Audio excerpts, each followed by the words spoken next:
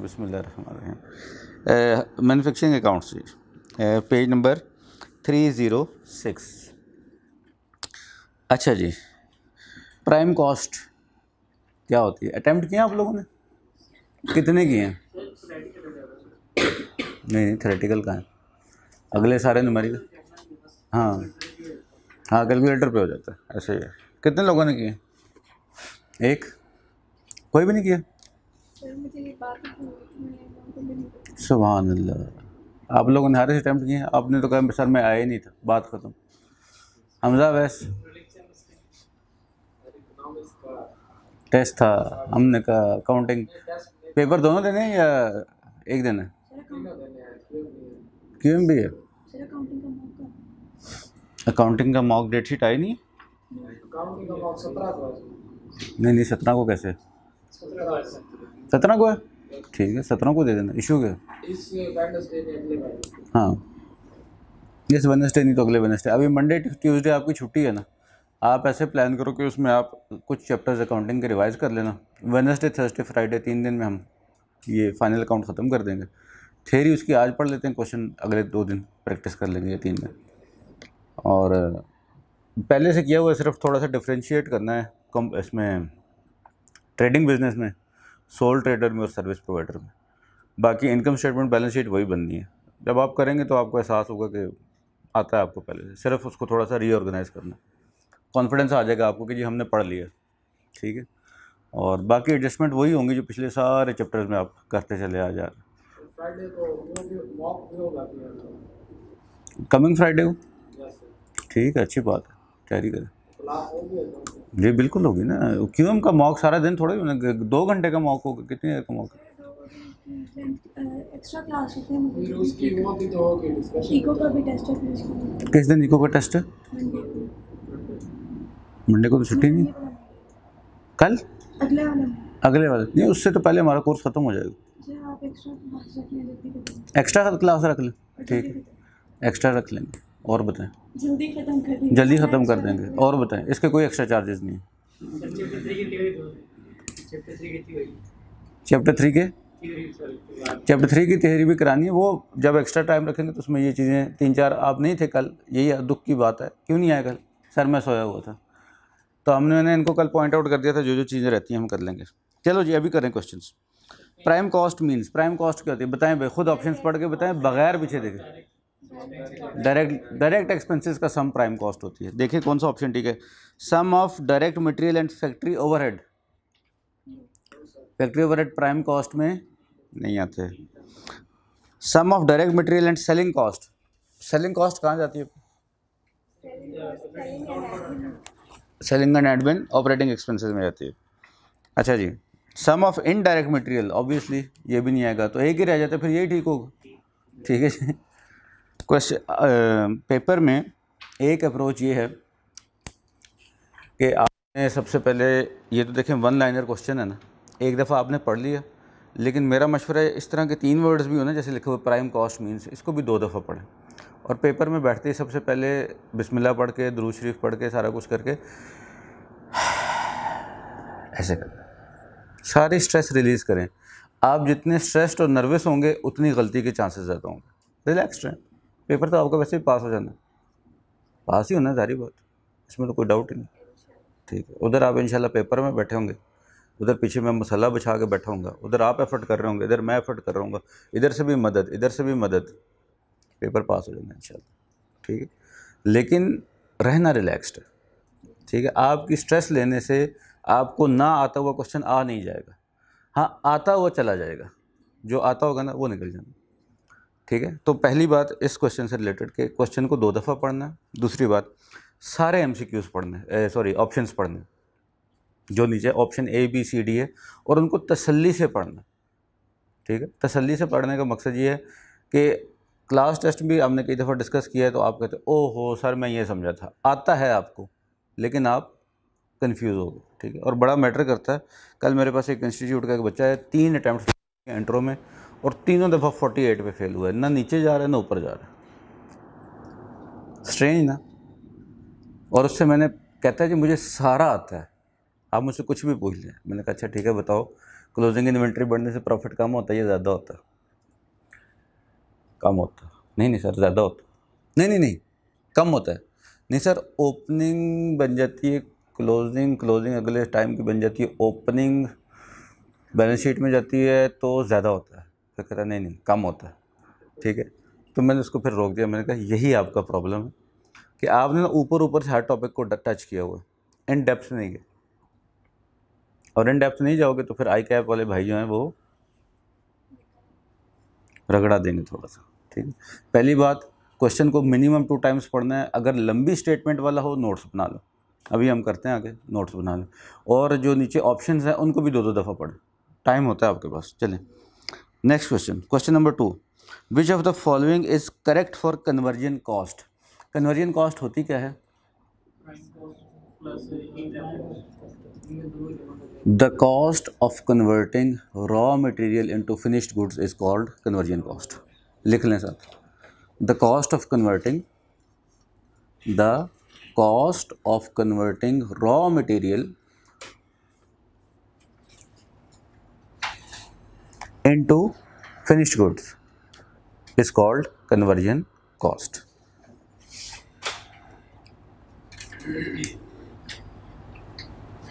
The cost of converting raw material into finished goods is called conversion cost. अब raw material पे आप क्या करते हैं तो कन्वर्ट हो जाता है? रॉ मटेरियल पे आपने लेट सपोज ईंटें बनाने का भट्टा है, रॉ मटेरियल मिट्टी है, मिट्टी को की कॉस्ट तो इनकर हो चुकी है। अब इसको कन्वर्ट करने के लिए क्या क्या अप्लाई करना पड़ेगा आप बताएं? भट्टा तो साहब नहीं देखा हुआ, लेबर लगेगी, ठीक है, और क्या लगेगा? कोयला, हीट, सारा कुछ, ये क्या है? ओवरहेड्स हैं। तो लेबर कॉस्ट भी लगेगी और ओवरहेड्स भी लगेंगे, ये होगी आपकी कन्वर्जन की कॉस्ट। अब पढ़ें ऑप्शंस। ये बेटे कास्ट, लेबर दोनों तरह की होती है, डायरेक्ट भी होती है, इनडायरेक्ट भी होती है। ठीक है, डायरेक्ट वो है आप बता सकते हैं कि जी एक बंदा बैठा है उसने इतने यूनिट बनाए हैं। ठीक है, जैसे आपने कभी ये चाइना की वीडियोस आती है ना, तो आप देखते होंगे कि जी वो चीज़ें आ रही हैं और एक बंदा या बंदी बैठ के तेज़ तेज़ उसको पैक करते चले जा रहे हैं। ठीक है, तो आप ये कह सकते हैं कि जी एक बंदे ने 1 घंटे में 100 चीज़ें पैक की, आप 100 यूनिट्स को उसकी पर आवर लेबर कॉस्ट थी वो उसको एलोकेट कर दी। ठीक है, अगर पाकिस्तान में लेट्स सपोज, मुझे नहीं पता अभी लेबर रेट कितना है, पर लेट्स सपोज अगर 100 रुपीज़ पर आवर है और वो 100 यूनिट पैक करता है तो 1 रुपये पर यूनिट कॉस्ट पड़ रही है पैकिंग की, लेबर कॉस्ट। लेकिन वो जो कन्वेयर बेल्ट चल रही है उसको कन्वेयर बेल्ट कहते हैं, जिस पे चीज़ें आ रही होती हैं, कन्वेयर बेल्ट ख़राब हो गई, उसकी जो मेंटेनेंस के लिए बंदा है उसके कितने घंटे लगे हैं यूनिट्स के ऊपर, ये नहीं बताया जा सकता। ठीक है, तो ये इनडायरेक्ट लेबर कॉस्ट। ठीक है, वो मशीन हो सकता है अब हफ्ते में 1 दफ़ा ख़राब हो सकता है पूरा महीना ना ख़राब हो। ठीक है, लेकिन है तो वो प्रोडक्शन की कॉस्ट ही। ठीक है, लेकिन इनडायरेक्ट कॉस्ट है। ठीक है, दोनों तरह से आती है। तो ऑप्शन ए है conversion cost, cost of direct material plus cost of direct labour, ये है जी कन्वर्जन कॉस्ट। कन्वर्जन कॉस्ट में रॉ मटेरियल की कॉस्ट शामिल नहीं होती, कन्वर्ट करने की कॉस्ट आती है। पहले दोनों ऑप्शन तो वैसे ही डिस्कार्ड हो गए, दोनों में डायरेक्ट मटेरियल का नाम आया। दूसरे में कह रहा है prime cost plus production cost.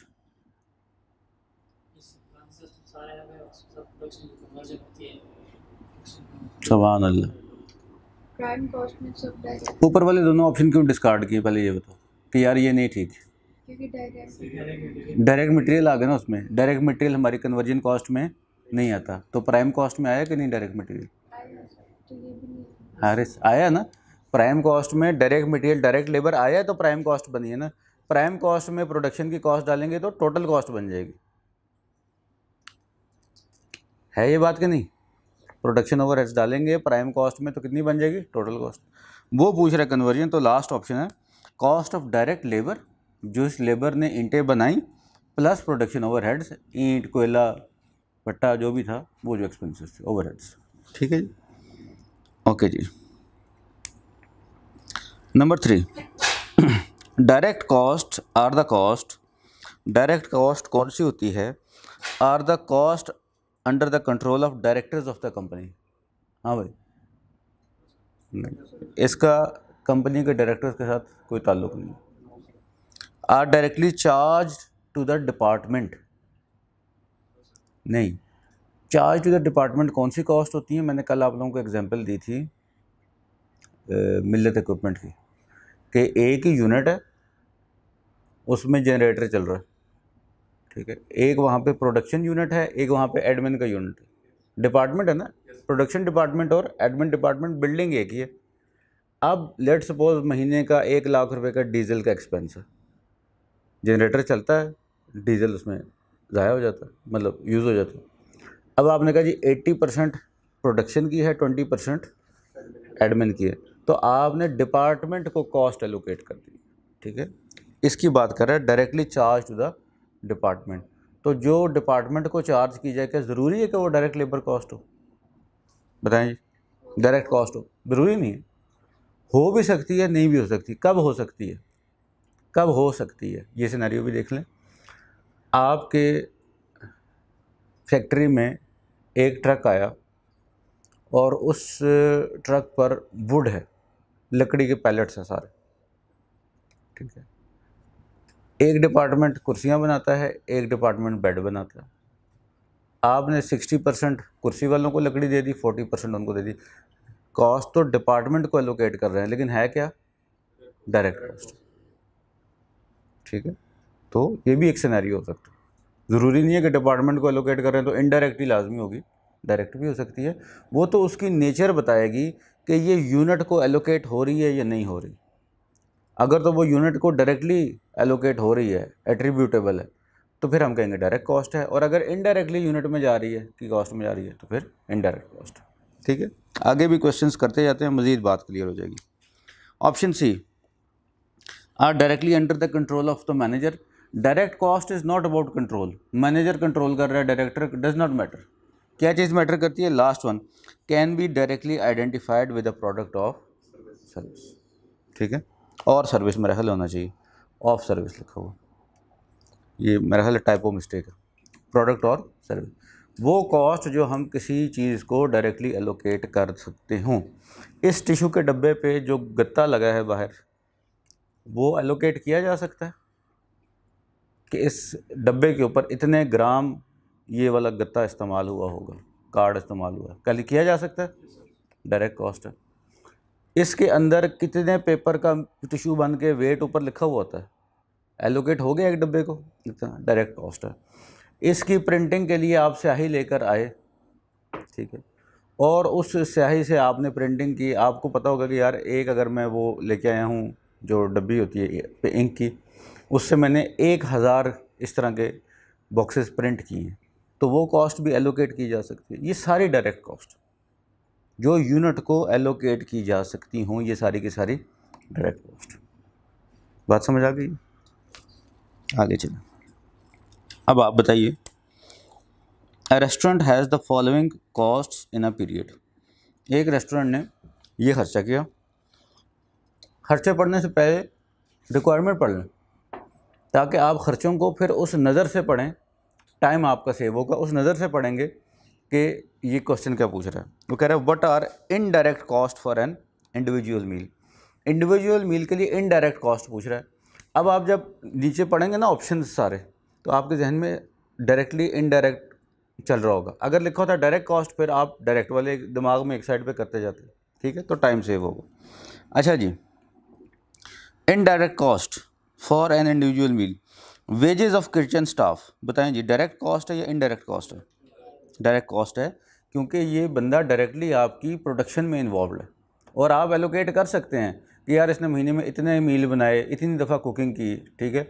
जैसे हमारे कॉलेज में अगर कोई बंदा कुकिंग करता है तो हम बता सकते हैं ना कि यार महीने में इसने 30 दफ़ा कुकिंग की है, 30 दिन आते रहे 30 दफ़ा की है, 26 दिन आए 26 दफ़ा की है, तो एलोकेट किया जा सकता है। नेक्स्ट चीज़ डायरेक्ट कॉस्ट में depreciation of kitchen equipment. D भाई, डेप्रिसिएशन ओवरहेड होगा, हमेशा ही ओवरहेड होगा, ठीक है।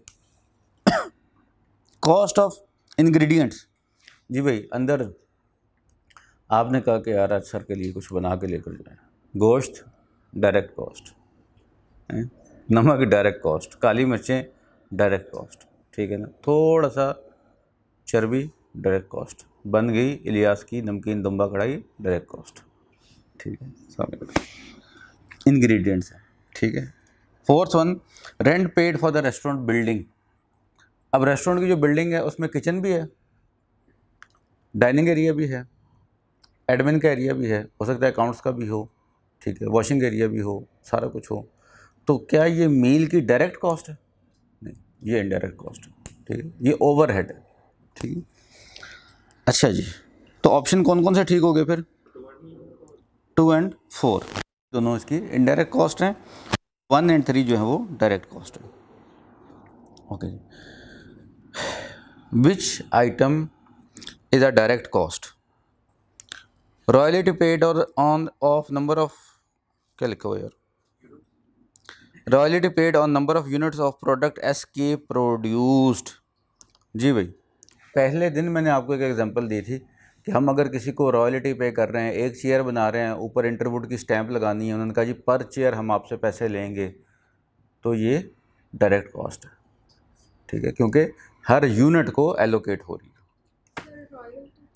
रॉयल्टी ये होती है कि आप किसी के राइट्स यूज़ कर रहे हैं, ऐसे कह लें कि फॉर एग्ज़ाम्पल आप एक मेडिसिन बना रहे हैं, मेडिसिन कंपनी है, और उसका फार्मूला किसी और ने ईजाद किया था, जैसे कोरोना में वैक्सीन बनाई थी, अब बनाई किसी ने और फिर अपने अपने नाम से वो उसको सेल करते रहे, तो आप उसको एक कुछ अमाउंट पे करेंगे पर यूनिट, कि आपका फार्मूला हम यूज़ कर रहे हैं, हम आपको पर यूनिट अमाउंट पे करें, ठीक है, उसको रॉयल्टी कहते हैं। तो अब अगर आपको रॉयल्टी का मतलब नाम ही पता हो, पेपर में आ जाए, तो जब वो कह रहे हैं on number of unit product S के प्रोड्यूस्ड, तो नंबर ऑफ यूनिट्स की खुद वो बात कर रहे हैं, एलोकेट कर रहे हैं, तो इसका मतलब है कि ये डायरेक्ट कॉस्ट है। क्लीनिंग मटेरियल्स फॉर फैक्ट्री, कोई पता नहीं जी कहाँ कितना फर्नाइल गिर रहा है, कहाँ कितनी खुशबू वाला केमिकल फेंक रहे हैं, इनडायरेक्ट कॉस्ट है। फैक्ट्री का rent, indirect cost. Wages of factory manager, indirect cost. Wages of factory labour, direct cost. अब आपको बात क्लियर हुई, ठीक है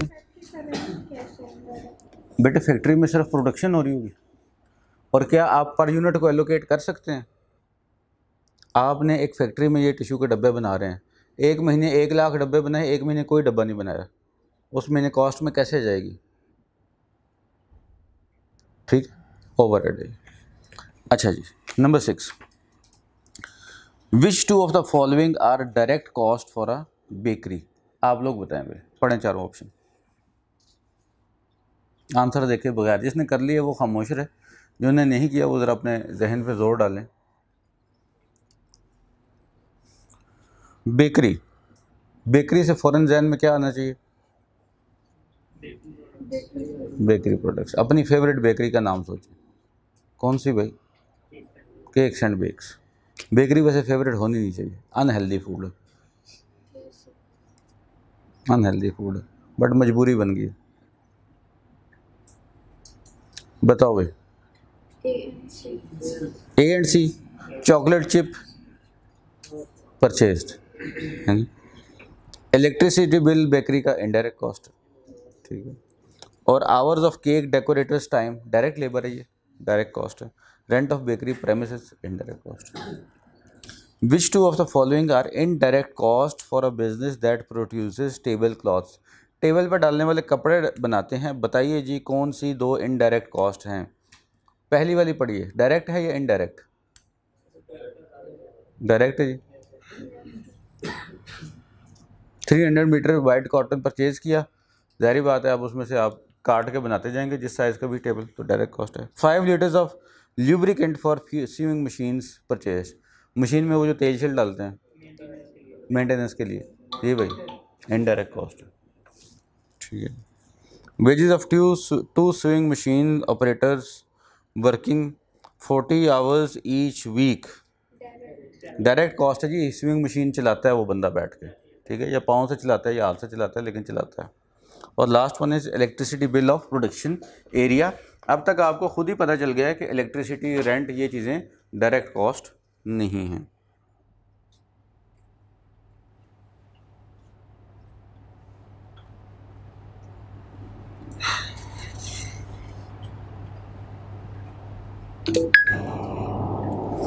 ओके जी, नेक्स्ट वन।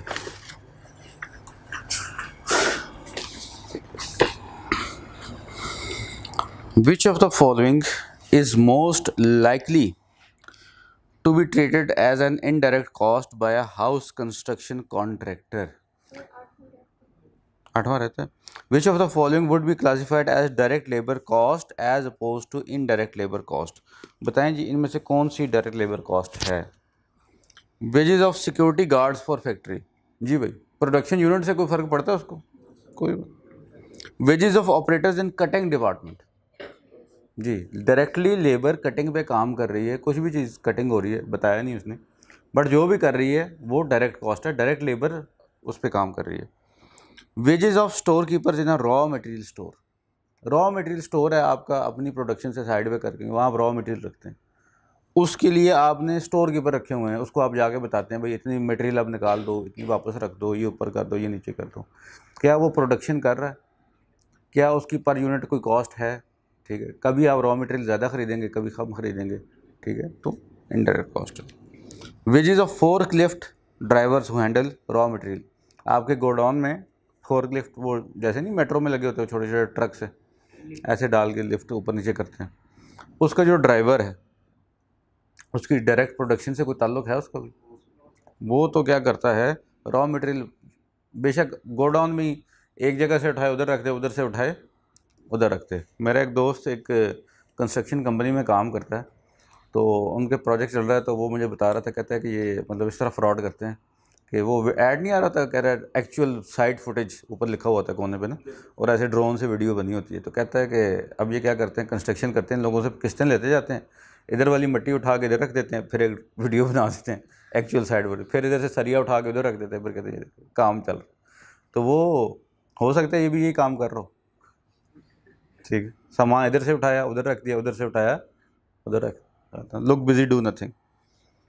अच्छा जी, which of the following is most likely to be treated as an indirect cost by house construction contractor. ठेकेदार, हाउस कंस्ट्रक्शन कॉन्ट्रैक्टर कौन होता है, ठेकेदार। ठेकेदार साहब के लिए वो कह रहे हैं most likely to be treated, ठीक, यानी कि ज़्यादा चांसेस है कि वो उसको ट्रीट कर लेगा एज इनडायरेक्ट कॉस्ट। जी भाई, घर में विंडोज़ को, ब्रिक्स को, इलेक्ट्रिसिटी और केबल्स, इन चारों में से कौन सी लीस्ट इंपॉर्टेंट होगी। ब्रिक्स के बगैर घर बनाना चाहता है हारिस, लीस्ट इंपॉर्टेंट कह रहे ब्रिक्स। हाँ भाई, आपका घर ईंटों के बगैर बनता है, कौन सा तेरा ये बेजोड़ मोती का महल है जो जन्नत में मिलेगा, बेटे दुनिया में नहीं, दुनिया में जोड़ ही जोड़ है इसके अंदर। नेल्स एंड स्क्रूज, देखो विंडोज़ के बगैर भी घर नहीं बन सकता, ठीक है। अगर वो चाहे तो नेल्स एंड स्क्रूज को भी डायरेक्ट कॉस्ट ट्रीट कर ले, ठीक है तो कंस्ट्रक्शन में यूज़ हो रहे हैं, बट क्वेश्चन क्या कह रहा है, मोस्ट लाइकली, ठीक है, मोस्ट अप्रोप्रिएट आंसर कौन सा है, नेल्स हैं। इलेक्ट्रिसिटी की केबल्स डायरेक्ट कॉस्ट है, इट्स अ ह्यूज कॉस्ट। जब घर बनाएगा ना तुझे पता चलेगा, 327 की केबल का टाइम इस टाइम जो बड़ा रोल है, मैं 9-10 हज़ार रुपये का पहुंच गया, और कितने रोल लग जाते हैं घर बनाते हुए। ये कभी सीलिंग खोल के देखना इसमें कितनी तार हैं, ठीक है, इतनी तेरे जहन में कन्फ्यूजन नहीं है जितनी इसके अंदर तार है, ठीक है। नहीं इंशाल्लाह पता चलेगा ना जब अपना घर बनाएगा, चार्टर्ड अकाउंटेंट आप लोग बनेंगे, ठीक है, फिर अपना घर बनाएंगे इंशाल्लाह, हैं वो वक्त भी आएगा, हैं। एक छोटी सी कैलकुलेशन करें जैसे मेरे दिल में आ रही, let's have a reality check. कितनी सैलरी लगेगी इंशाल्लाह सीए क्वालिफाई करने के बाद। वैसे क्वालिफाई किस ईयर में कर रहे हैं आप लोग। ये जो आ आया ना, इट्स वेरी हर्टिंग। आप लोगों को आज ही पता होना चाहिए, आपने तो फिर भी आ गया, उन्होंने तो बोला ही कुछ नहीं। कब 2027, अभी चल रहा है 22 और 5 27, चलें 2027 में इंशाल्लाह आप लोग बन जाएंगे chartered accountant, associate chartered accountant बन जाएंगे। कितनी सैलरी एक्सपेक्ट कर रहे हैं, 22,000। बी रियलिस्टिक 100,000 प्लस, 1 प्लस 200, मेरा नज़र अराउंड 150 होगी, ठीक है जी, 150,000 आपकी सैलरी होगी।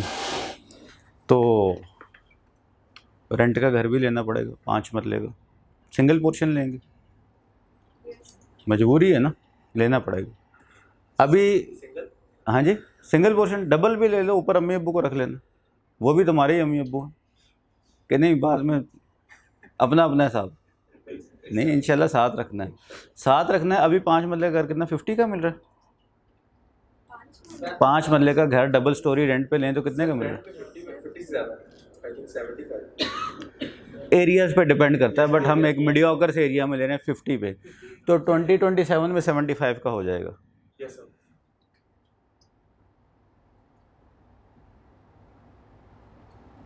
अच्छा जी, ये तो गया ठीक है। हाँ आप बताओ, मेरे हिसाब से ये कम है, लेकिन आपकी फरमाइश मैं कम कर देता हूँ, कितने का मिलेगा? मॉडर्न टाउन में एक 5 मरले का मकान सिंगल स्टोरी तकरीबन 35-40 में मिल रहा है। तो बेटे डबल फिर 80 का हो गया ना, सिंगल स्टोरी है, डबल स्टोरी की बात हो रही है। वो कह रहा है मैंने ऊपर अम्मी अब्बू को भी साथ रखना है, नीचे तो एक ही कमरा होता है, एक कमरा, एक ड्राइंग, एक किचन। 10 मरले का लेगा, 2 कमरे हो जाएंगे, फिर रेंट वही हो जाना। ठीक है, मैं सिर्फ इस बच्चे की ख्वाहिश पर इसको 70 कर रहा हूँ, आपको 5000 का डिस्काउंट दे रहा हूँ। ठीक है, सिर्फ 5 मिनट लूँगा, एक रियलिटी चेक है। अच्छा, रेंट हो गया, इसके बाद रेंट देने के बाद जो सबसे पहली चीज़ है वो ज़िंदा रहना ज़रूरी है, तो उसके लिए आपका किचन का एक्सपेंस है, ठीक है ना। और किचन में आ जाता है फूड, और आपका आ जाता है गैस, और फूड मतलब उसके अलावा एक बड़ी आइटम जो है वो दैट इज़ मिल्क, और अदर्स भी होते हैं। अच्छा जी, फूड की ग्रॉसरी आप करेंगे, मैं 4 बंदों का हिसाब लगा रहा हूँ घर पे, ठीक है। 4 बंदों की ग्रॉसरी कितने की आएगी आप बताएं? 2027 को ध्यान में रखिएगा। 30 to 35, मैं 25 में कर रहा हूँ। ज़्यादा ज़्यादा होगी, ठीक है। इस टाइम पे मटन 1700 से 1900 के किलो के दरमियान है, ठीक है, लेकिन मैं 25 लगा रहा हूँ। गैस का बिल तब तक 1000 रुपये महीना तो हो ही जाएगा, अगर आपकी वो भी लगी हुई है तो। दूध का बिल मेरा ख्याल है 10-1000 रुपये मुनासिब है, थोड़ा है, गुजारा करें ना, मैं तो लगा दूंगा, परेशान आप होंगे। अच्छा जी, इसके बाद सबसे बड़े 2 खर्चे, फ्यूल और इलेक्ट्रिसिटी। 2 AC 25,000 बिल अभी आ रहा है, तब भी मैं 25 ही लगा रहा हूँ। फ्यूल का एक्सपेंस आपका 20,000, सिर्फ 20,000, वैसे होगा टोटल 40। सुन तो लो यार, सुन तो लो बेटे, देखिए एक्सपेंसेस, सैलरी को छोड़ दें, सैलरी तो जो भी है बेशक ख़त्म हो गई है। क्या आप इलेक्ट्रिसिटी के बगैर रहेंगे? सैलरी ख़त्म हो जाएगी तो AC चलाना बंद कर देंगे? अभी तो हम रियलिटी चेक कर रहे हैं ना, रियलिटी चेक। देखो मैं आपको एक बात बताऊँ, ये मैं ना कैलकुलेशन इनके लिए कर रहा हूँ, बॉयज़ के लिए, ठीक है ना। लड़कियों की फाइनेंशियल लायबिलिटी हमेशा कम होती है, ठीक है, उस पर कर लेंगे, लेकिन मुझे इनके साथ ज़रा बात। 4 बंदे आपने किया, जो 2 बच्चे होंगे उसकी फीस वगैरह वो अभी तो क्वालिफाई किया है, 2027 में तो आपकी शादी हुई है, वो तो फिर उसके अगले 3-4-5 साल के बाद करें ना कैलकुलेशन, वो फिर तब कीजिएगा, तब ये भी फिगर चेंज हो जाएगी ना। अभी तो हम फ्रेश क्वालिफाइड की बात कर रहे हैं, ठीक है। अच्छा, इलेक्ट्रिसिटी होगी, इसके अलावा एक परमानेंट आइटम जो हमारे घरों में आता है दैट इज़ मेडिसिन। मेडिकल का एक्सपेंस इज़ परमानेंट एक्सपेंस, ठीक है। तो 4 बंदे हैं, मैं सिर्फ 5,000 रुपये लगा रहा हूँ एवरेज, किसी महीने कुछ भी नहीं होगा, किसी महीने ज़्यादा हो जाएगा, ठीक है। अच्छा, इसके बाद जी मेडिकल के खर्चे हो गए, और जी ठीक है जी, कपड़े, जूते, ठीक है, ठीक है। अदर एक्सपेंसेस में आपके आ जाएंगी घर के साबुन, शैम्पू, ठीक है, किचन की फूड में खैर बड़ा कुछ आ जाता है, लेकिन इसके अलावा टावल हो गए, जूतों की पॉलिश हो गई, बिजली का बल्ब फ्यूज़ हो गया, ये सारा भी जो साथ चलता है ना, तो हम अदर्स में डाल देते हैं, ठीक है। मैं सिर्फ 7,500 डालते हैं, ना 10 ना 5, ठीक है, ठीक है जी। और किसी की खुशी गमी शादी भी कर लें बीच में, रहने दें, मेरा ख्याल इतना ही काफ़ी है। क्या बन गया जी? डेफिसिट हो गया तेरा 11,500 11,500 डेफिसिट में जा रहा है। अच्छा, इसके साथ एक रियलिटी और चेक भी कर लेते हैं कि 5 मरले का जो मकान है लाहौर में अभी वो कॉस्ट कर रहा है अराउंड 1.25 करोड़ का। इतने का है ना, इससे कम का नहीं है, ज़्यादा का है, 1.5 तक भी है, 1.5 का भी है, 1.20 में भी मिल जाएगा, बट मैं नॉर्मल चाहिए एस्टिमेट। तो मैं सिर्फ आपको ये बताना चाह रहा हूँ कि इंशाल्लाह ये 180 भी हो जाएगा, ये डेफिसिट से पॉजिटिव हो जाएगा, it's not a big issue. मैं सिर्फ ये बताना चाह रहा हूँ, एक रियलिटी चेक होना चाहिए कि मैं 5 साल के बाद कहाँ पे खड़ा हूँगा, ठीक है। तो be very realistic. A chartered accountant lives a very reasonable healthy life, ठीक है। लेकिन लग्जरीज ऑफ लाइफ जो होती है ना, जो एक मिडिल क्लास बंदा कमानी शुरू करता है, जब वो कमानी शुरू करता है तो वो 35-40 क्रॉस कर चुका होता है, उसका फ़ायदा फिर उसके बच्चे उठाते हैं, ठीक है। तो अभी इसमें आपने गाड़ी भी ख़रीदनी है, फ्यूल ज़ाहिर बात है पानी के कूलर में थोड़ा ही डालना है, गाड़ी में ही डालना है ना, तो गाड़ी भी ख़रीदनी है, पैसों की आती है वो भी, ठीक है, ये सारा कुछ भी। तो बात यह है कि इंशाल्लाह ये रिस्क अल्लाह आपको देंगे, ठीक है। लेकिन बी वेरी रियलिस्टिक। ये जो बच्चे लगाते हैं ना फेसबुक पे, मैं क्वालिफाइड चार्टर्ड अकाउंटेंट्स की गैदरिंग हो रही है, एक लैम्बोर्गिनी खड़ी है, एक फलाना खड़ा है, ठीक है ना। Don't be stupid, be very realistic, ठीक है, कि this is where you will stand in 2027 if you qualify, otherwise इससे नीचे इफ़ यू क्वालिफाई, ठीक है। तो टेक इट वेरी सीरियसली, ठीक है। मैं ये नहीं कह रहा, मैं कहता हूँ ये ना भी हो ना, कुछ भी नहीं होता। आसमान लोहे का हो जाए, ज़मीन तांबे की हो जाए, ऊपर से पानी ना गिरे, नीचे से गंदम ना हो गए, डजंट मैटर, अल्लाह पालेंगे, बिल्कुल कोई हैसियत नहीं रखती कोई चीज़। बट दुनिया असबाब पे चलती है, ठीक है ना। असबाब अपने पूरे करें, डेडिकेट होकर, ठीक है ना। ये 180 भी हो सकती है, 200 भी हो सकती है स्टार्टिंग, उस टाइम तक 2027 तक बहुत इन्फ्लेशन हो जानी है, ठीक है। बट ये जो बैलेंस है ना, ये कमोबेश यही रहेगा, ये कमोबेश यही रहेगा। अभी इसमें आपने एंटरटेनमेंट तो डाली नहीं है, वो जो 2 बच्चों के मदर है उनको डिनर भी कराना पड़ेगा, ठीक है। तो इट्स पार्ट ऑफ इट। और लाहौर में रह के आप नहीं कर सकते कि जी मैं नहीं कर सकता, हर शहर के कुछ अपने नॉर्म्स होते हैं ना, हर इलाके के जगह के। तो ये रियलिटी चेक थोड़ा सा आपको बताया ताकि आप लोग हकीकत में आ जाएं। और जी सर ACA की नॉर्मल वैल्यू, मतलब अब स्टार्टिंग में अगर ये हम पैकेज लगाते हैं तो 3 से 5 साल में ये पैकेज कहाँ चला जाता है normally? It depends on your personal skills, और सबसे बड़ी बात आपके मुकद्दर पर डिपेंड करता है। मैं ऐसे चार्टर्ड अकाउंटेंट्स को जानता हूँ जिन्होंने बी रेटेड फर्म्स, बी जो क्लास की फर्म्स वहाँ से आर्टिकल्स किए, और वो 500,000 नियरली $1 मिलियन भी कमा रहे हैं।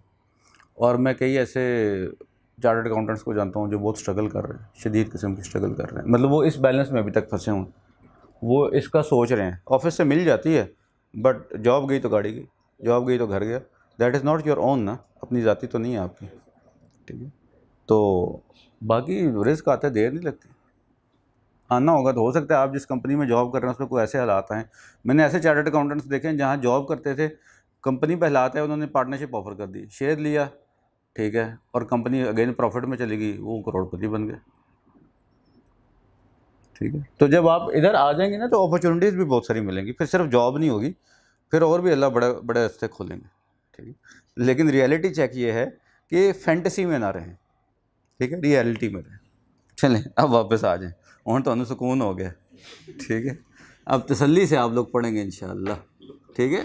आप लोग गलती क्या करते हैं, अकाउंटिंग पढ़ते हैं उसको अप्लाई नहीं करते। पहले दिन बताया लाइक विद लाइक कंपैरिजन होता है, आपका 20,000 रुपये हॉस्टल का खर्चा है टोटल महीने का सारा, ये सारी चीज़ें आप 20,000 में कर रहे हैं, और कंपेयर कर रहे हैं कि जब मेरी 1.5 लाख सैलरी होगी तो मैं 20,000 खर्च करूँगा, 1,30,000 में याशी करूँगा। तो ये सारे काम किसने करने हैं? आज के एक्सपेंसेस को आप कंपेयर कर रहे हैं फ्यूचर की इनकम से, फ्यूचर के एक्सपेंसेस को फ्यूचर की इनकम से कंपेयर करना चाहिए, लाइक विद लाइक, ठीक है। चलें आ जाएँ, मेरा ख्याल है तबीयत काफ़ी आपकी हशाश बिशाश हो गई। नेक्स्ट वन जी, which of the following would be classified as an indirect cost? Sunil भाई ये दोबारा समझाएं वापस दें। इन्होंने बहुत इंपॉर्टेंट टॉपिक मिस कर दिए, यस सर। बहुत इंपॉर्टेंट टॉपिक मिस कर दिए, कोई बात नहीं, इनकी किस्मत। अच्छा जी, question number 10, which of the following cost would be classified as an indirect cost? Flour for baking bread, bread को के लिए जो आटा चाहिए वो इनडायरेक्ट कॉस्ट है, डायरेक्ट कॉस्ट है। Bill paid for icing a wedding cake, wedding cake में आइसिंग होती है ना, आपको नहीं पता तो मैं बताता हूँ, होती है, ठीक है, वेडिंग केक की, ठीक है, इंग्रेडिएंट है, आइसिंग करते हैं उसकी, तो ये उसका डायरेक्ट इंग्रेडिएंट है, इसलिए डायरेक्ट कॉस्ट है। वेजेस, बेटे आइसिंग का ना मुझे भी एग्जैक्ट नहीं पता, लेकिन वाइफ मेरी कर रही होती है, ये मेरा ख्याल है एक वो पाउडर सा डाल के ना दूध के अंदर कुछ इस तरह से करते हैं, ऐसे ही है ना, उसको आइसिंग कहते हैं। अच्छा जी, फिर ही वो डिज़ाइन बनते हैं सारे। अच्छा जी, वेजेस कॉस्ट ऑफ बेकर, बनाने वाले की सैलरी डायरेक्ट कॉस्ट है। डेप्रिसिएशन ऑफ ओवंस, ये इनडायरेक्ट कॉस्ट है। Which one of the following, बेटे अब बस ना लेट आके बातें, which one of the following would be classified as direct labour, बताएं जी।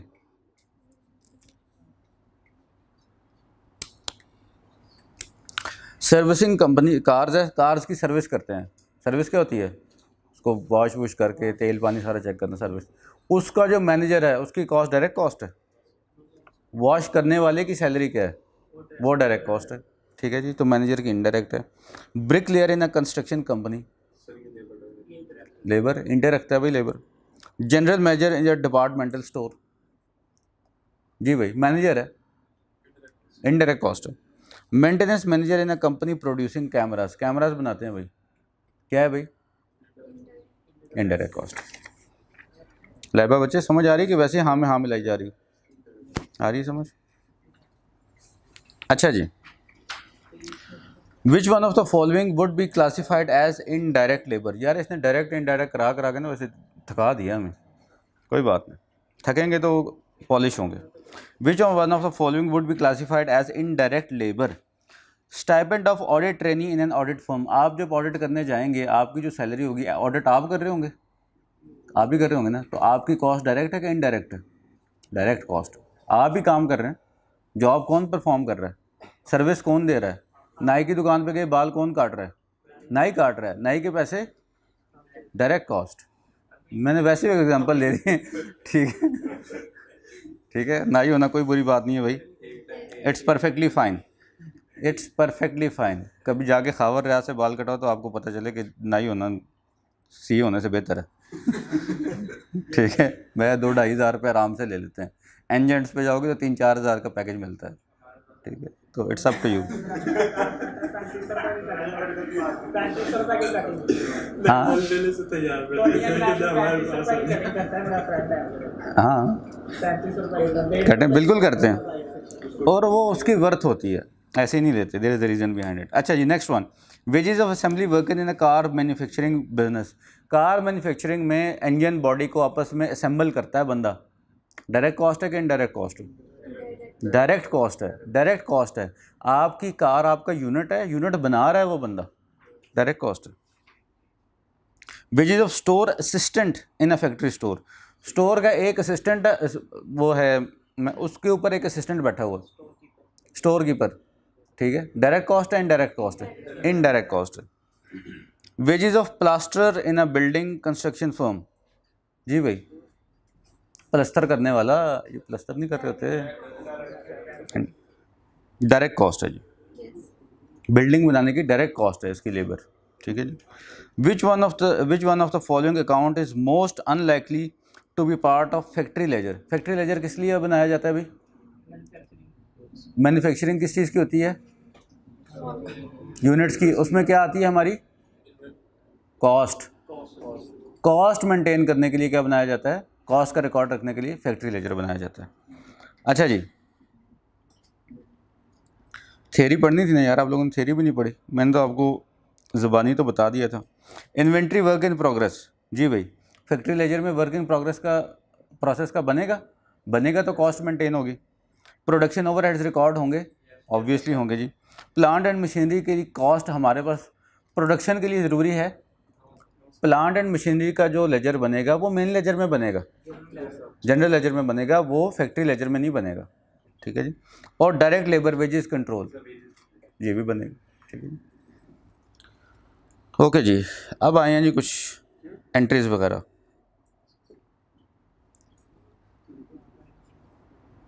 सही इसकी समझ नहीं आई। किसकी? 13 13 में बेटे फैक्ट्री लेजर ओपन करें, आ जाए ज़रा पेज नंबर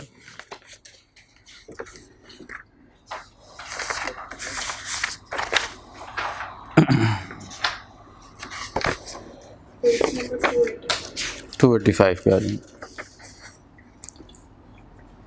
पहली बात, a factory laser is made for manufacturing entities, manufacturing करने वाले एंटिटीज़ वाली कंपनीज़ के लिए फैक्ट्री लेजर बनाया जाता है। And is not prepared for trading concerns. Trading में आप क्या करते हैं? जनरल लेजर बनते हैं, डायरेक्टली परचेजेस करते हैं। आप बेशक इन्वेंट्री मेंटेन करें या परचेजेस अकाउंट मेंटेन करें, आप डायरेक्टली गुड्स परचेज कर रहे हैं। आपको गुड्स की कॉस्ट का रिकॉर्ड करने की ज़रूरत नहीं है कि कितने की उसने बनाई, क्या की, आपका कंसर्न ही नहीं है, ठीक है जी। It can be defined as a set of accounts containing the production cost of a business. इसी में आपका MCQ सॉल्व हो गया, ठीक है। इसलिए बुक की थ्योरी बहुत इंपॉर्टेंट है, एक एक लाइन क्लियरली पढ़नी है, ठीक है।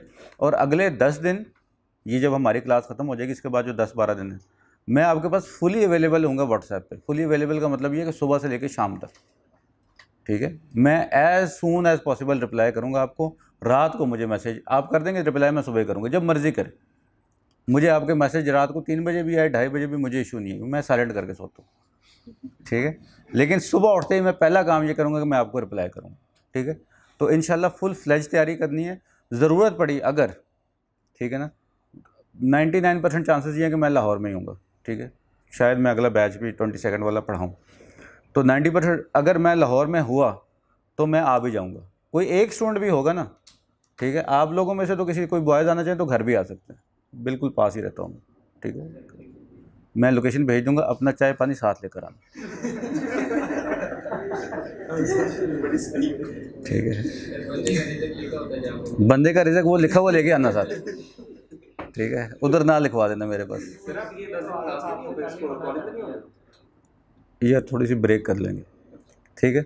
मैं आ जाऊँगा, कोई इशू नहीं है, ठीक है। I will be available. लेकिन यार इस वजह से ना मुझे कोई बाद में ये ना कहे कि सर ये मुझे कॉन्सेप्ट नहीं आ रहा था, तो रिवाइज होता तो पेपर पास हो जाता, ये काम नहीं होना चाहिए, ठीक है। व्हाट्सएप की ना बहुत मुश्किल ड्यूटी है, ये जो मैं आपसे कमिट कर रहा हूँ ना कि मैं 10-12 दिन में, ये बहुत मुश्किल काम है, ठीक है। लेकिन मैं इस टाइम ना क्रेज़ी हुआ हूँ आपको पास कराने के लिए। हर सेशन में एंड पे ऐसे ही होता है कि यार किसी तरह पास हो जाए, ठीक है। क्योंकि तकरीबन 30 स्टूडेंट्स थे, तकरीबन 5-7 ऑनलाइन शिफ्ट हो गए, और बाकी जो हैं उनकी अटैम्प्ट लेट हो गई है, ठीक है, या 1-2 बीमार हो गए, ठीक है। तो ये जो सामने हैं बच्चे कुछ यही हैं, कितने हैं, 2, 4, 6, 8, 10, 11, 12, 13, कोई तकरीबन 15 से 20 स्टूडेंट्स हैं।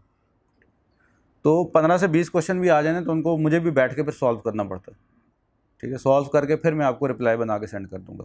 रूल वही है कि पिक्चर भेजें या टाइप करके भेजें। वॉइस नोट्स को ज़रा अवॉइड करें, क्योंकि वॉइस नोट में ना आप क्वेश्चन पूछते गलत हैं। प्रॉब्लम ये, कोई इधर की बात जहन में आ गई, उधर की बोंगी जहन में आ गई, बीच में अम्मी भी याद आ रही हैं, सारा कुछ हो रहा है, वो फिर ना मुझे समझ आती है, ना फिर मुझे जवाब प्रॉपर दिया जाता है, ठीक है। रिटर्न में देंगे या पिक्चर, कोई लाइन समझ नहीं आ रही, सिंपली पिक्चर लें और सेंड कर दें कि सर ये समझ नहीं आ रही, इसका मतलब समझ नहीं आ रहा, ठीक है। तो इंशाल्लाह आई विल बी अवेलेबल। अच्छा जी, वापस आ जाएं जी क्वेश्चन बैंक पे। आगे भी फैक्ट्री लेजर समझ, ठीक है। कॉस्ट को मेंटेन करें, ये इसी बंद कर दें भाई।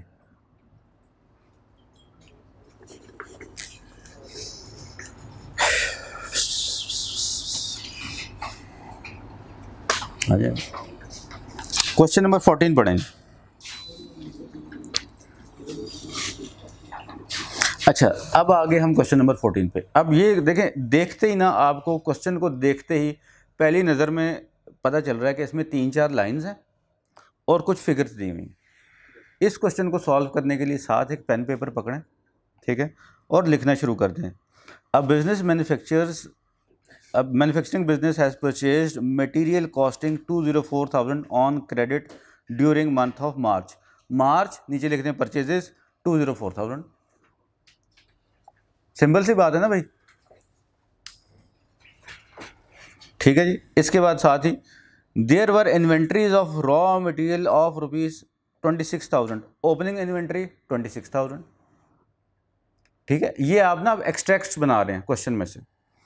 During the month ₹176,000 of direct materials and 30,000 of indirect material were issued for production. Simply लिखते हैं 176,000 डायरेक्ट मटेरियल, 30,000 इनडायरेक्ट मटेरियल। अब आपके पास टोटल चार मतलब है कि फिगर्स में पूरा क्वेश्चन समाप्त हो गया। ठीक है, अगर आप ऐसा नहीं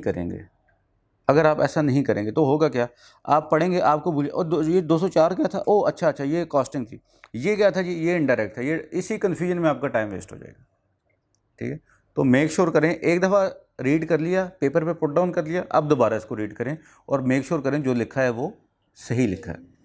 ठीक है, अगेन पढ़ें। अ manufacturing business has purchased material costing 204,000 on credit. 2,04,000 का उधार पे रॉ मटेरियल ख़रीदा मार्च के महीने में। मार्च के शुरू में था 26,000, ड्यूरिंग द मंथ 176,000 दिया डायरेक्ट मटेरियल के लिए, 30,000 इनडायरेक्ट मटेरियल था।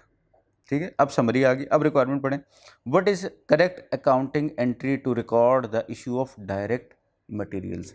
अब आपको क्वेश्चन में ढूंढने की ज़रूरत नहीं है कि डायरेक्ट मटेरियल कहाँ पे, सिंपली अपने पेपर पे देखें डायरेक्ट मटेरियल कितने का लिखा हुआ है, 176,000।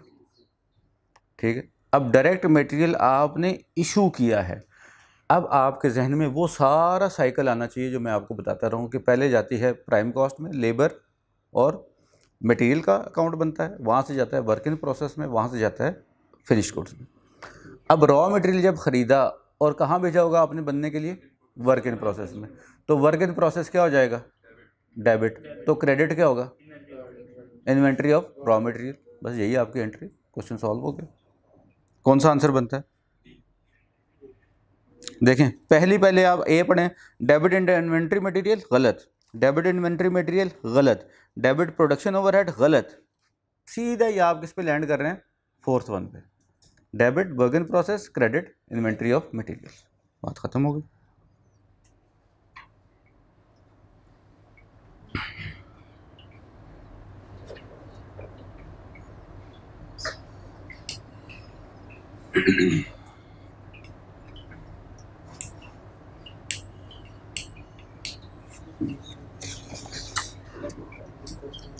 क्वेश्चन 15 करें जरा,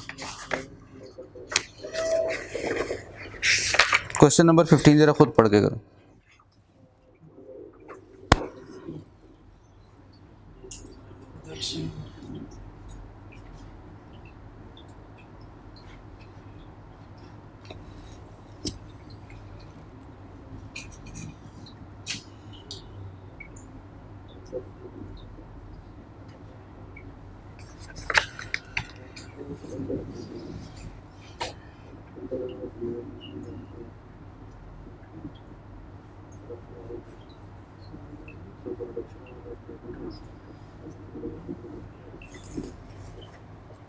जी भी, what is the correct accounting entry to record issue of indirect materials. Data सारा पहले क्वेश्चन वाला ही है।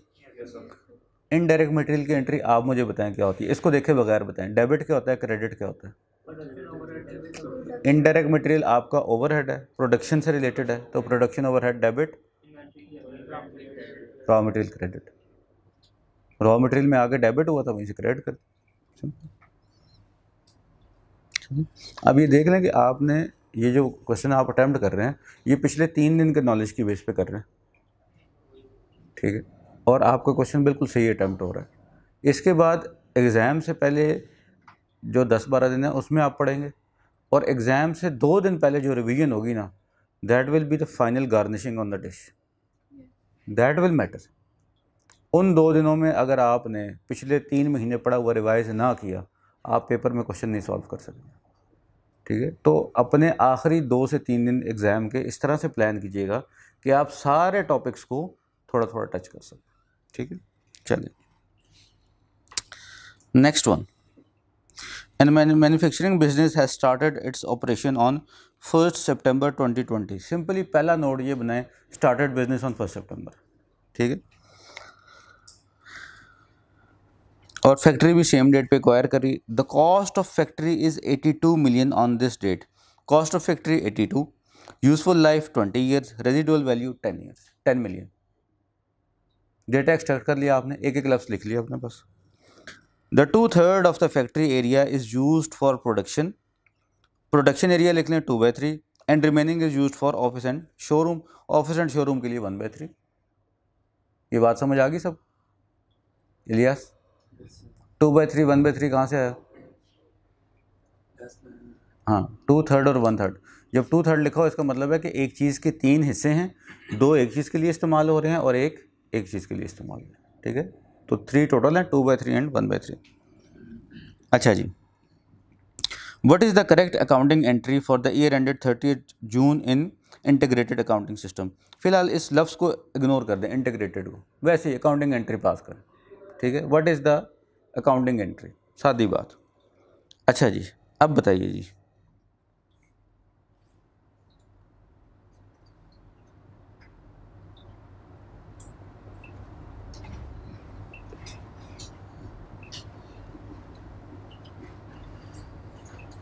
So depreciation comes. जी जी, डिप्रिसिएशन निकालनी है।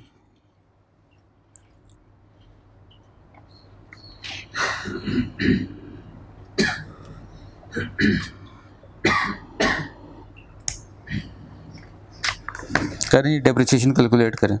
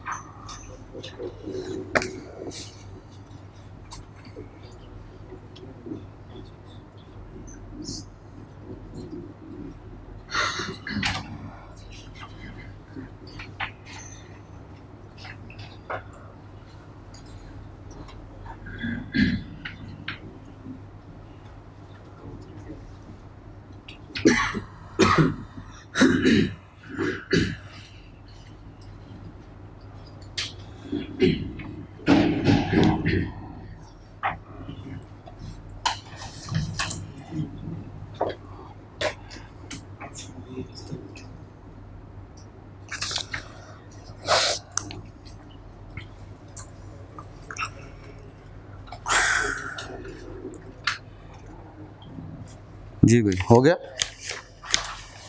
The depreciation rate is 16 million. Depreciation कितनी बन रही है? 3.6 million. सुनने में तो ठीक लग रही है।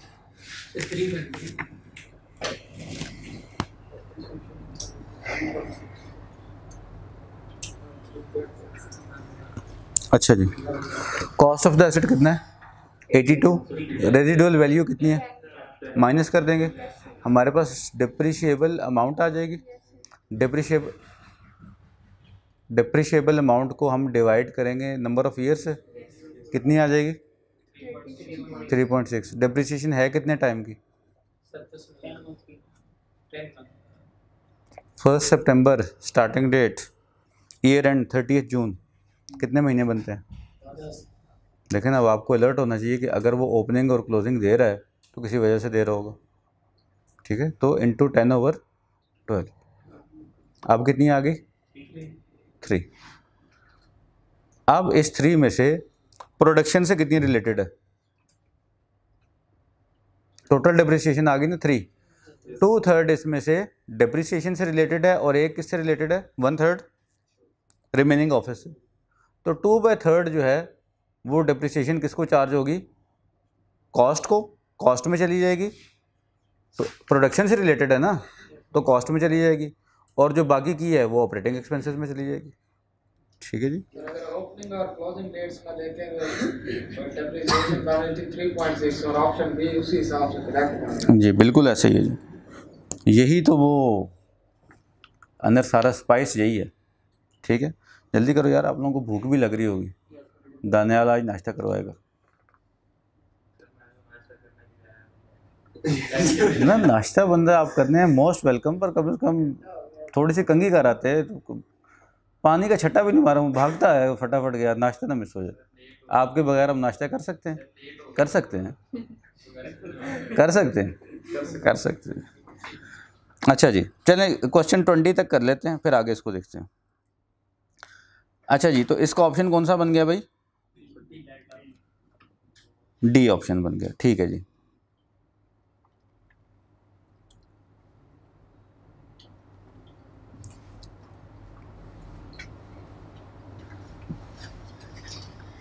Okay ji, next one, question number 17. During the month of April 2021, a manufacturing business issued 19.6 million of direct material. Simply अपने पास डेटा बना लेंगे, direct material 19.6 million and 3.2 million indirect material. What is the double entry for these materials issued? जी भाई,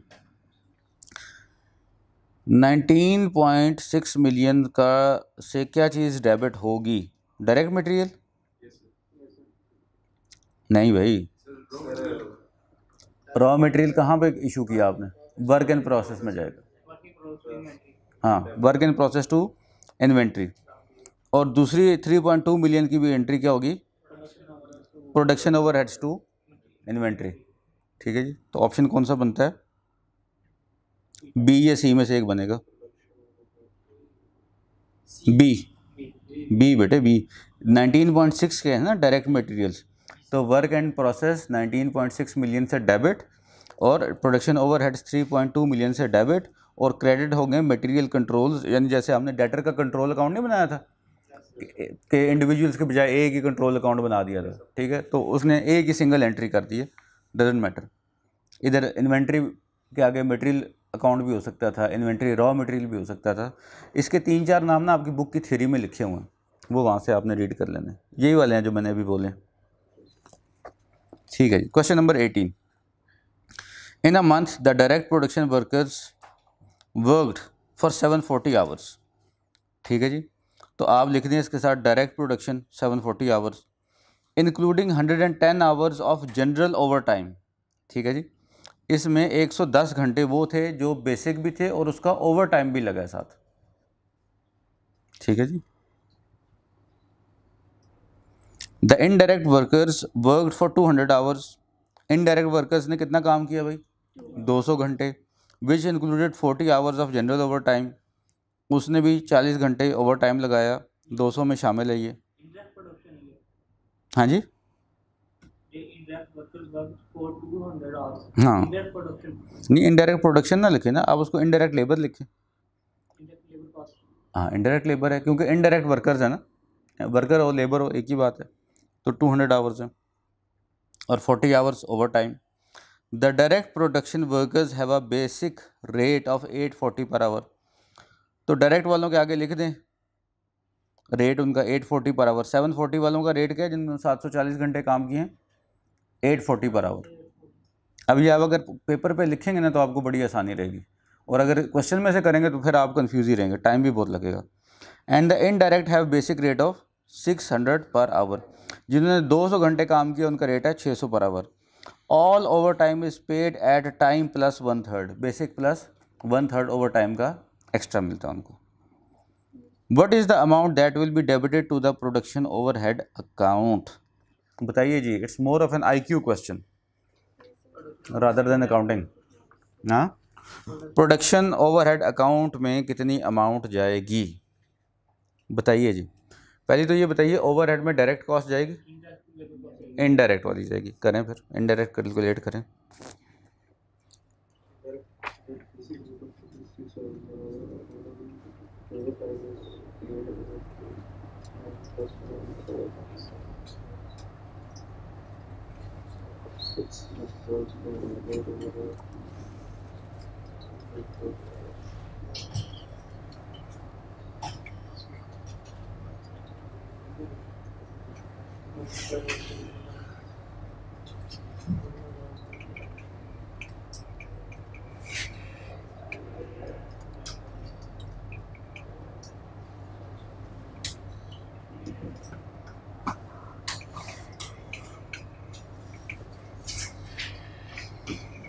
चलिए मैं आपको करवाता हूँ। देखें, सबसे पहली बात, डायरेक्ट प्रोडक्शन के 740 आवर्स हैं, ऐसे ही डायरेक्ट लेबर 740 आवर्स हैं, उसमें 110 घंटे वो शामिल हैं जो कि जनरल ओवर टाइम है, जनरल ओवर टाइम है। और जनरल ओवर टाइम हम पे करते हैं at time plus 1/3, time plus 1/3। ठीक है भाई, टाइम प्लस 1/3 का मतलब होता है कि जो बेसिक रेट है वो, और बेसिक रेट में प्लस करेंगे बेसिक रेट का 1/3, बेसिक रेट, बेसिक रेट में बेसिक रेट का 1/3 ऐड करेंगे। अच्छा, अब रूल ये है कि जो हमारी डायरेक्ट लेबर का ओवर टाइम होता है, जनरल ओवर टाइम प्रीमियम उसको कहते हैं, डायरेक्ट लेबर का यानी कि जो डायरेक्टली उस पर काम कर रही है उसका जनरल ओवर टाइम प्रीमियम ये जाता है ओवरहेड्स में। लिख लें अपने पास, डायरेक्ट वर्कर्स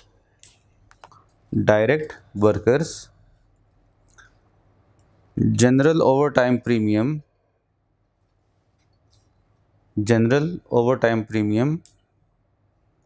is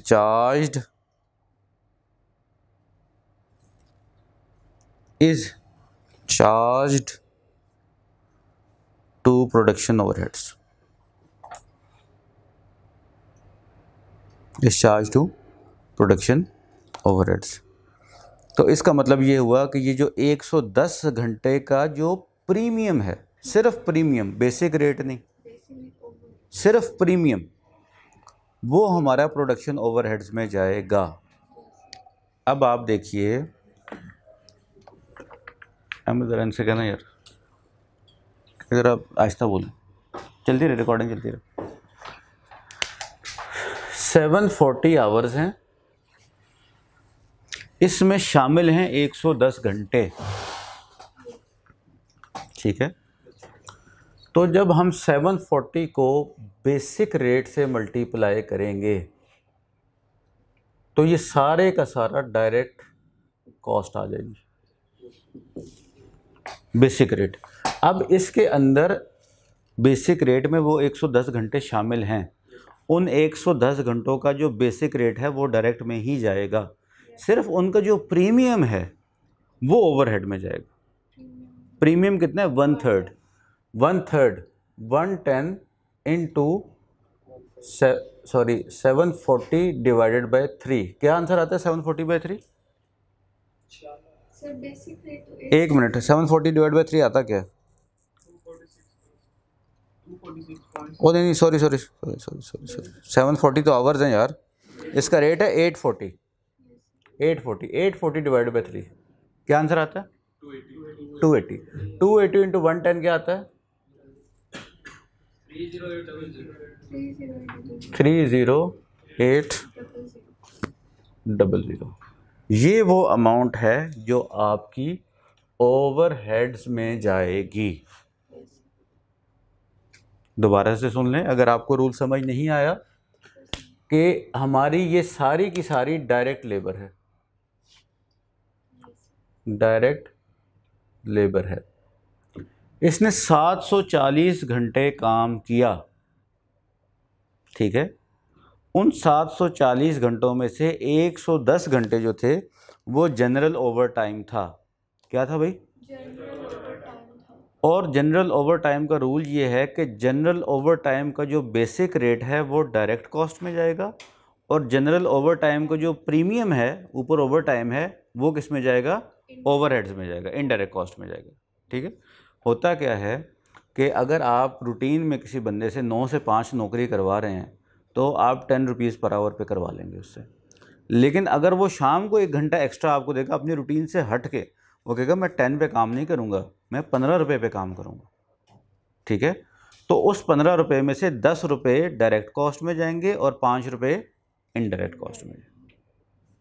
अब बात समझ आ गई? ठीक है, तो इस 110 मल्टीप्लाइड बाय 840 जो हमारा रेट होगा, 110 इंटू 840, इसका जो भी आंसर आएगा वो हमारी डायरेक्ट कॉस्ट है।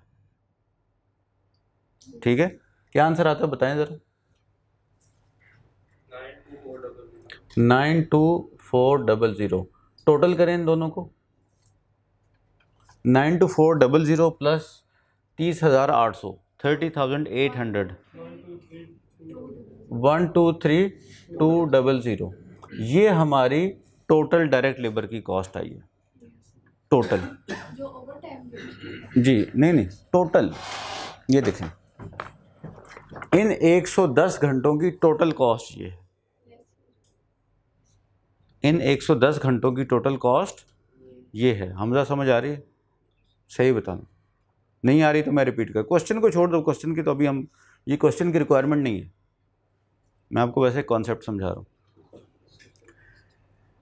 ये जो 110 घंटे का ओवर टाइम लगा है हमारी लेबर का, इसको हम पे करते हैं, सुन लें, 1110 into 840 plus 840 divided by 3, answer आएगा 123,200। ठीक है, बेसिक रेट प्लस प्रीमियम, ये बेसिक रेट है, ये प्रीमियम है।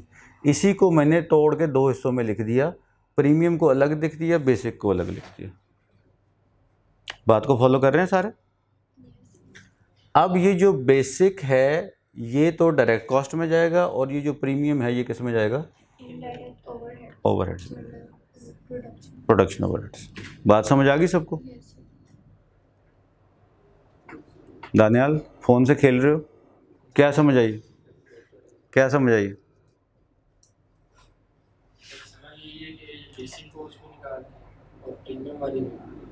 नहीं ना, बेसिक प्रीमियम नहीं ना निकालनी। सर हमारी जो प्रोडक्शन मतलब एक मिनट भाई, खामोशी खामोशी, जो हमारी डायरेक्ट लेबर है उसे हम बेसिक जो ओवर टाइम एक मिनट होल्ड कीजिए। जर्नल से ओवर लेबर कॉस्ट आ जाएगी, उसे हम प्रोडक्शन ओवरहेड में डालेंगे। बिल्कुल सही, और बाकी जो है वो डायरेक्ट लेबर है वो डायरेक्ट कॉस्ट में जाएगी। ठीक है, समझ आई? मुदस्सिर मैं रिपीट करता हूँ, 740 घंटे आपकी लेबर ने काम किया, उसमें से 110 घंटे उन्होंने ओवर टाइम लगाया। ओवर टाइम में आप उनको बेसिक रेट भी पे करेंगे, प्रीमियम भी ऊपर पे करेंगे। 10/5 की एग्जांपल मैंने आपको दी, सिंपल वाली। अगर ये 110 घंटे में अगर वैसे काम करते हैं रूटीन में तो 10 रुपये चार्ज करते हैं। अब ओवर टाइम ले रहे हैं तो 10 भी चार्ज करेंगे, 5 ऊपर एक्स्ट्रा भी चार्ज करेंगे। जो वो 10 चार्ज करेंगे वो डायरेक्ट लेबर है, जो वो 5 एक्स्ट्रा चार्ज कर रहे हैं वो ओवरहेड। अब समझ आ गई बात? ठीक है, अब वो इस क्वेश्चन में पूछ रहा है, रिक्वायरमेंट पढ़ें। What is the amount that will be debited to the production overheads. ठीक है, तो 110 घंटे उन्होंने ओवर टाइम काम किया, उसका ये प्रीमियम बनता है। ये जो अमाउंट है 30,800 ये ओवरहेड्स में जाएगी। बात समझ आ गई? आगे बढ़ें। इसके अलावा 200 आवर इनडायरेक्ट लेबर ने काम किया है। 200 आवर इनडायरेक्ट, वो तो वैसे ही ओवरहेड है। ठीक है, तो करें 200 इंटू इनडायरेक्ट का क्या रेट है? 600 120,000। अब वो कह रहा है कि इस 200 में भी 40 घंटे एक्स्ट्रा शामिल हैं जो ओवर टाइम है। 40 घंटे इस 200 में भी शामिल हैं। इन 40 घंटों की बेसिक हमने पे कर दी है, कर दी है ना, क्योंकि इसमें शामिल जो हैं तो पे कर दी है। प्रीमियम नहीं पे किया। प्रीमियम कितना है? 1/3 ऑफ बेसिक, 600 डिवाइडेड बाय 3, क्या आंसर आ जाता है? सॉरी 8,000। टोटल कितना आ गया? टोटल आ गया 158,800। ये पूरा ओवरहेड्स में जाता है। ये टोटल ओवरहेड्स आ गए। कोई ऐसा बच्चा जिसको ना समझ आई हो, कोई ऐसा मेरे देश का होनहार जिसको ना समझ आई हो? आ गई सबको? नहीं समझ आई तो अगला सवाल पढ़े। सेम डेटा है, डेटा पढ़ने की ज़रूरत नहीं है, सेम डेटा है। कह रहे what will the amount transfer to work in progress inventory from wages control account. जी भाई, वर्क इन प्रोग्रेस को कौन सी कॉस्ट जाएगी? डायरेक्ट कॉस्ट जाएगी ऑब्वियसली, वेजेस कंट्रोल से डायरेक्ट कॉस्ट जाएगी वर्क इन प्रोसेस को। अब जो डायरेक्ट जाएगी वो कैलकुलेट करें। 740 आवर्स को जब हम उसके रेट से मल्टीप्लाई करेंगे 840 से, तो डायरेक्ट कॉस्ट आ जाएगी? आ जाएगी? कितनी आती है? अच्छा, अब मेरा नेक्स्ट क्वेश्चन ये है कि इसमें 110 घंटे का जो ओवर टाइम प्रीमियम आएगा वो आएगा डायरेक्ट कॉस्ट में? वो तो पहले ही ओवरहेड में हमने भेज दिया। अब बात क्लियर हो गई, आगे चलें फिर। Question number 20। During the month of May a manufacturing business payroll totalled 23.7 million. Payroll में टोटल अमाउंट कितनी है? 23.7 million. 3.7 million of this amount was indirect wages and the remaining was direct worker wages. यही same adjustment कल हमने comprehensive question में की थी। Payroll का टी अकाउंट बना था, जब हमने पेरोल पे किया होगा तो 23.57 से डेबिट कैश या पेएबल क्रेडिट हो गया। अब पेरोल के अकाउंट में कितनी अमाउंट आ रही है? 23.7। इसमें से 3.7 क्या है? इनडायरेक्ट है और बाकी डायरेक्ट है। इनडायरेक्ट वेजेस कहाँ पे जाती हैं? प्रोडक्शन ओवरहेड्स में, और यहाँ से क्रेडिट होंगी उधर डेबिट हो जाएंगी। और दूसरी जो रिमेनिंग अमाउंट कितनी बन जाती है? 20 डायरेक्ट लेबर है, वो कहाँ पे जाएगी? वर्क इन प्रोसेस में जाएगी। तो वर्क इन प्रोसेस 20 से डेबिट, प्रोडक्शन ओवरहेड 3.7 से डेबिट, और पेरोल आपका 23.7 से क्रेडिट हो जाएगा। ठीक है जी, 1 मिनट की तरफ ब्रेक करते हैं, सिर्फ 1 मिनट। क्या तुझे आसान लग रहा है ना? बाकी क्लास के ना अपना सोच रहा है और अपने भी गलत बता रहा है सारे। पता है कुछ नहीं, मेरा ढीला हो गया, पहले सही पढ़ता था ये। नेक्स्ट जी, factory overheads can be absorbed by which of the following methods. Direct labour hours, वो जो हमने एब्जॉर्प्शन रेट पढ़ा था, budgeted overheads divided by normal capacity, ठीक है ना? वो नॉर्मल कैपेसिटी आपको लेबर आवर्स में भी दी जा सकती है, मशीन आवर्स में भी दी जा सकती है, ठीक है? जिस पे भी होगी हम सिंपली उससे डिवाइड कर देंगे।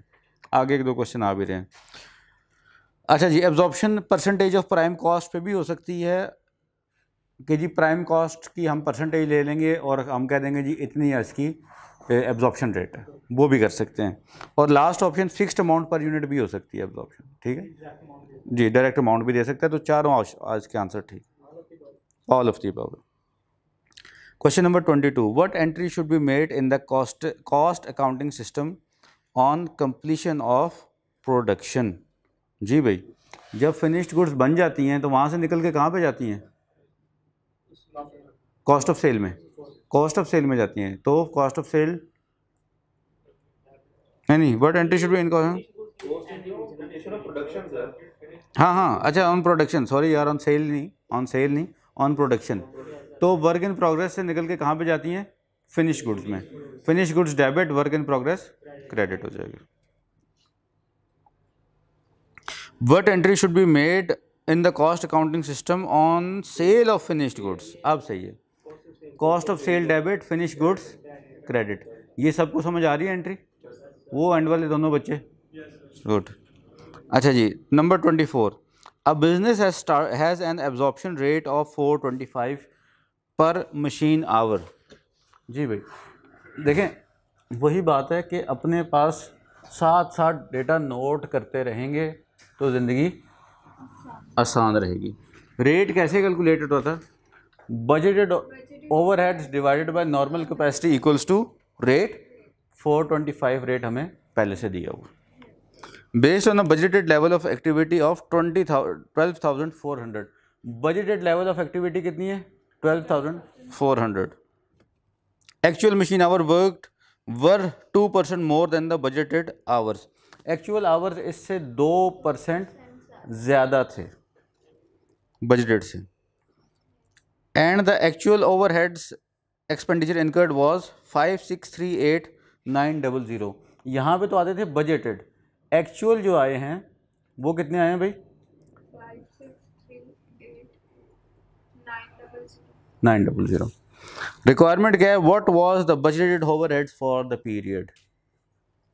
बजटेड ओवरहेड्स फाइंड करने के लिए हमें ना इसकी ज़रूरत है ना इसकी ज़रूरत, वैसे ही क्वेश्चन में दे दी, हम तो सिंपली इन दोनों का आपस में मल्टीप्लाई करेंगे, बजटेड ओवरहेड्स आ जाएंगे, ज़रूरत ही नहीं है करें मल्टीप्लाई। पूरा बोलना बेटे 52740 ऐसे, ठीक है जी, ये आ गया आपका बजटेड ओवरहेड्स। ये सबको समझ आया। Budgeted overheads divided by normal capacity equals to absorption rate. Absorption rate पहले से गिवन था, बजटेड एक्टिविटी भी गिवन थी, सिर्फ ओवरहेड्स उसने मांगे हैं, तो हम इक्वेशन में ये यहाँ पे आके मल्टीप्लाई हो रहा था, हो जाएगा, यहाँ डिवाइड हो रहा था। होगी बात क्लियर? अच्छा जी, नेक्स्ट वन।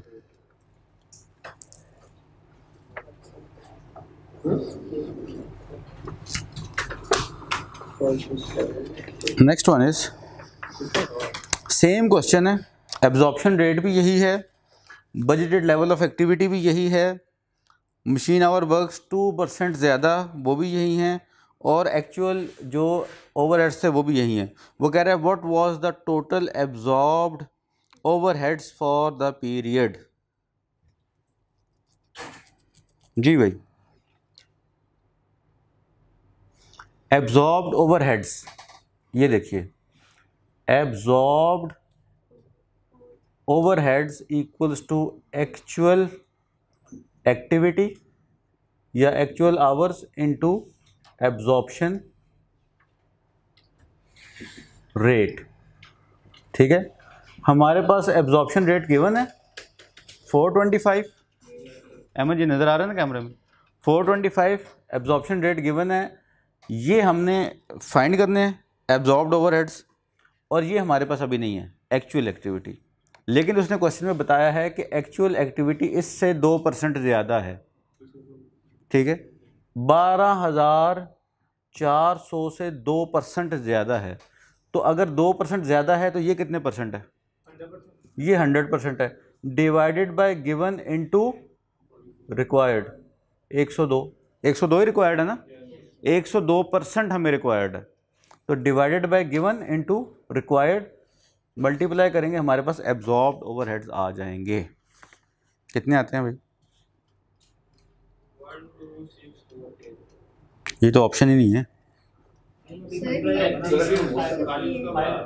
अच्छा अच्छा, 53754000। ठीक है, ये दोनों बातें समझ आई भाई, दोनों कॉन्सेप्ट समझ आ गए। ठीक है, आगे आ जाएं।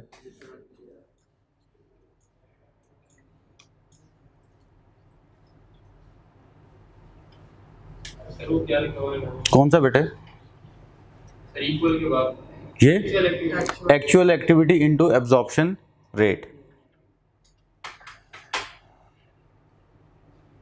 अब्दुल समझ आ रही? गुड।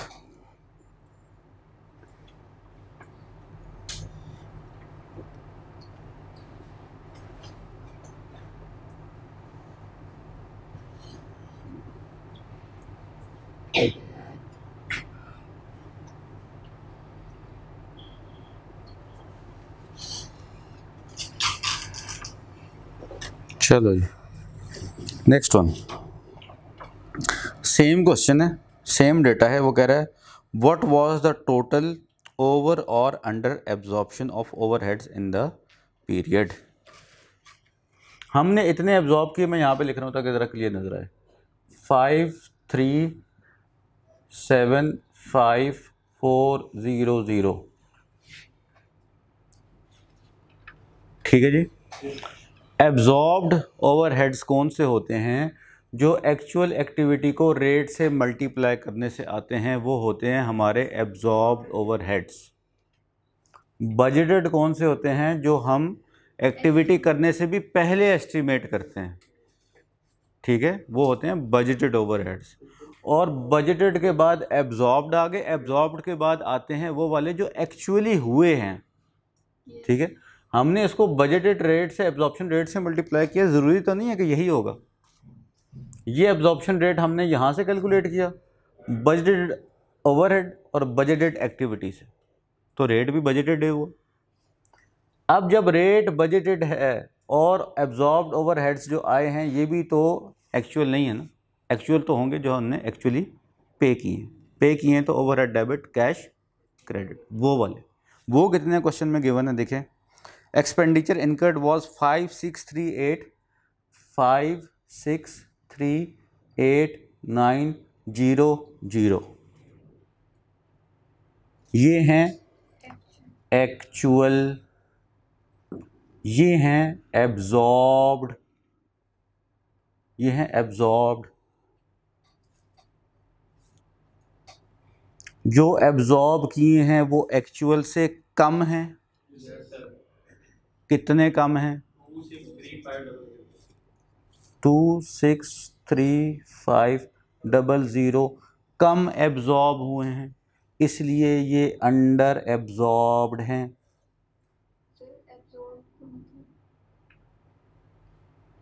एब्जॉर्ब्ड के मतलब के लिए कल वाला पूरा क्वेश्चन देखें, फिर आपको समझ आएगी।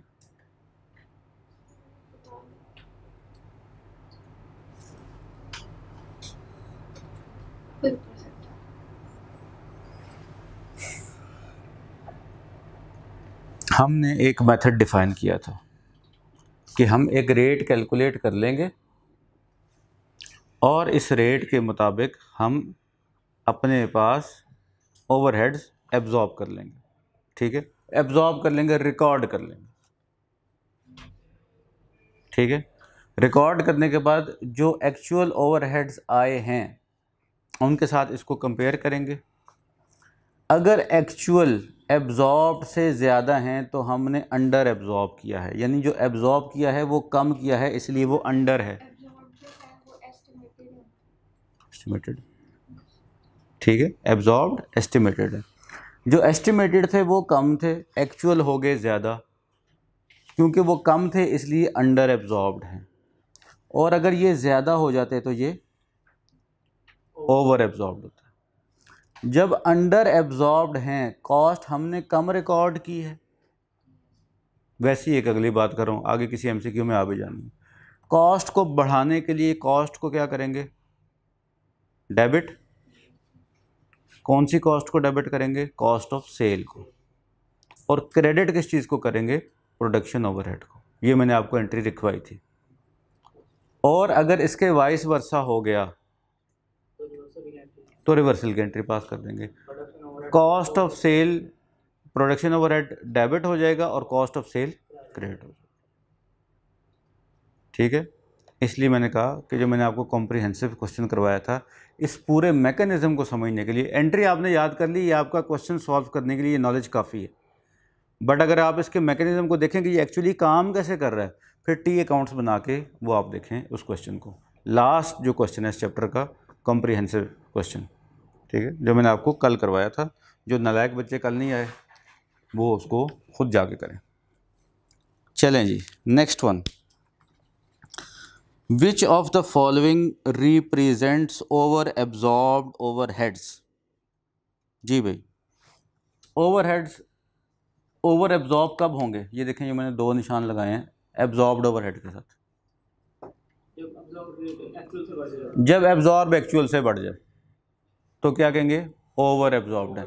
जब एब्जॉर्ब्ड एक्चुअल से कम हो तो क्या कहेंगे? जब एब्जॉर्ब्ड एक्चुअल से बढ़ जाएं, ओवर एब्जॉर्ब्ड। जब एब्जॉर्ब्ड एक्चुअल से कम हो जाएं, रिपीट करो दानियाल। जब एब्जॉर्ब्ड, यस सर नहीं बोलो, जब एब्जॉर्ब्ड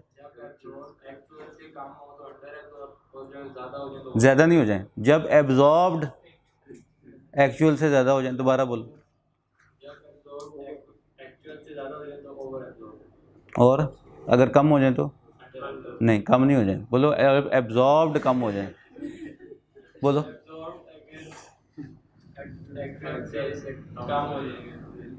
अंडर एब्जॉर्ब, हारिस बोलो दोबारा। सर अगर एब्जॉर्ब एक्चुअल से ज़्यादा आ जाए तो, और एब्जॉर्ब अगर एक्चुअल से एब्जॉर्ब, अगर एब्जॉर्ब एक्चुअल से कम आ जाए तो अंडर एब्जॉर्ब। जब एब्जॉर्ब एक्चुअल से ज़्यादा हो जाए तो फिर एब्जॉर्ब एक्चुअल से कम हो जाए। अब याद हो गया, अब नहीं भूलेगा। आगे चलो। विच of the following represents absorbed overheads, ये मैंने आपको लिखवाया जी। एब्जॉर्ब्ड ओवरहेड्स क्या होते हैं जी? Actual production, actual activity into predetermined rate. ठीक है, सी ऑप्शन है। याद है ये फॉर्मूला? ठीक है जी। What entry should be recorded when actual overhead expenditure is incurred? जब एक्चुअल एक्सपेंडिचर होता है तो क्या एंट्री पास करते हैं? कोई भी एक्सपेंस हो, क्या एंट्री होती है? एक्सपेंस डेबिट कैश क्रेडिट, यही पूछ रहा है। कितना इजी क्वेश्चन है। वो जिस बच्चे का मैं आपको बता रहा हूँ जो कल 48 पे फेल हुआ 3 दफ़ा, वो मुझे कह रहा था कि सर आप बिलीव नहीं करेंगे कि ये सेम क्वेश्चन पेपर में होते, सेम फिगर्स के साथ। ठीक है, मतलब अगर मैं ये समझता हूँ इसमें से 10 भी आ जाए ना तो ये बहुत बड़ी हेल्पिंग हैंड है। आपको तो ये ज़ुबानी याद हो जानी चाहिए कर कर। ठीक है, और लेकिन उसका इशू क्या था? कॉन्सेप्ट नहीं थे, बस क्वेश्चन उसको ज़ुबानी याद थे सारे, इसका ये आंसर, इसका ये आंसर। ठीक है, तो कॉन्सेप्चुअली लेकर चलें। Debit production overheads, credit cash, alpha इसका आंसर है क्वेश्चन नंबर 29 का। 30 पे आ जाएंगे। What entry should be recorded when overheads are absorbed in production? 28 छोड़ दिए? नहीं बेटे, कराया मैंने। ये नोट कर रही होगी ना कोई चीज़ एज यूजुअल।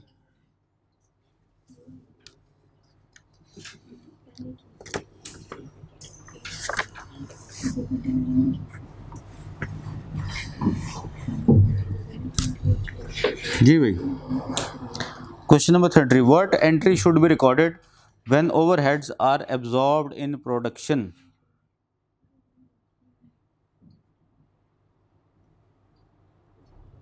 जी भाई, ओवरहेड्स, प्रोडक्शन ओवरहेड्स निकल के कहाँ पे जाते हैं? वर्क इन प्रोसेस में जाते हैं। तो यहाँ से निकलेंगे तो वर्क इन प्रोसेस क्या हो जाएगा? डेबिट। प्रोडक्शन ओवरहेड क्या हो जाएगा? क्रेडिट। यही एब्जॉर्ब हो जाता है। What entry should be recorded when under absorbed overheads at the end of the period? अभी बताया आप लोगों को मैंने, जब एब्जॉर्ब्ड ओवरहेड एक्चुअल से कम होंगे तो अंडर एब्जॉर्ब्ड है। अंडर एब्जॉर्ब्ड का मतलब खर्चा कम रिकॉर्ड किया है। खर्चा कम रिकॉर्ड किया तो इसको बढ़ाना चाहिए। बढ़ाएंगे तो किस में रिकॉर्ड करेंगे? कॉस्ट ऑफ सेल में। Cost of sale account debit हो जाएगा और प्रोडक्शन ओवरहेड्स क्रेडिट हो जाएंगे। ओके जी, इसके वाइस वर्सा एंट्री है। What entry should be recorded for absorbed overheads at over absorbed overheads at the end of the period? ज़्यादा एब्जॉर्ब हो गए हैं, अब बताएं जी क्या एंट्री होगी? Cost of sale credit. ठीक होगी बात? गुड हो गया जी। क्वेश्चन नंबर 33 ज़रा आप लोग करें। मैन्युफैक्चरिंग अकाउंट कल मैंने करवाया था आपको, और कल मैंने आपसे कहा था कि आपको छोटे छोटे बिट्स एंड पीसेस में आएगा। ठीक है, अब अगले 3, 4, 5 क्वेश्चन उसी मैन्युफैक्चरिंग अकाउंट के छोटे छोटे हिस्से हैं अक्सर ही। ठीक है जी, आंसर नहीं देखना पीछे, ईमानदारी से कीजिएगा।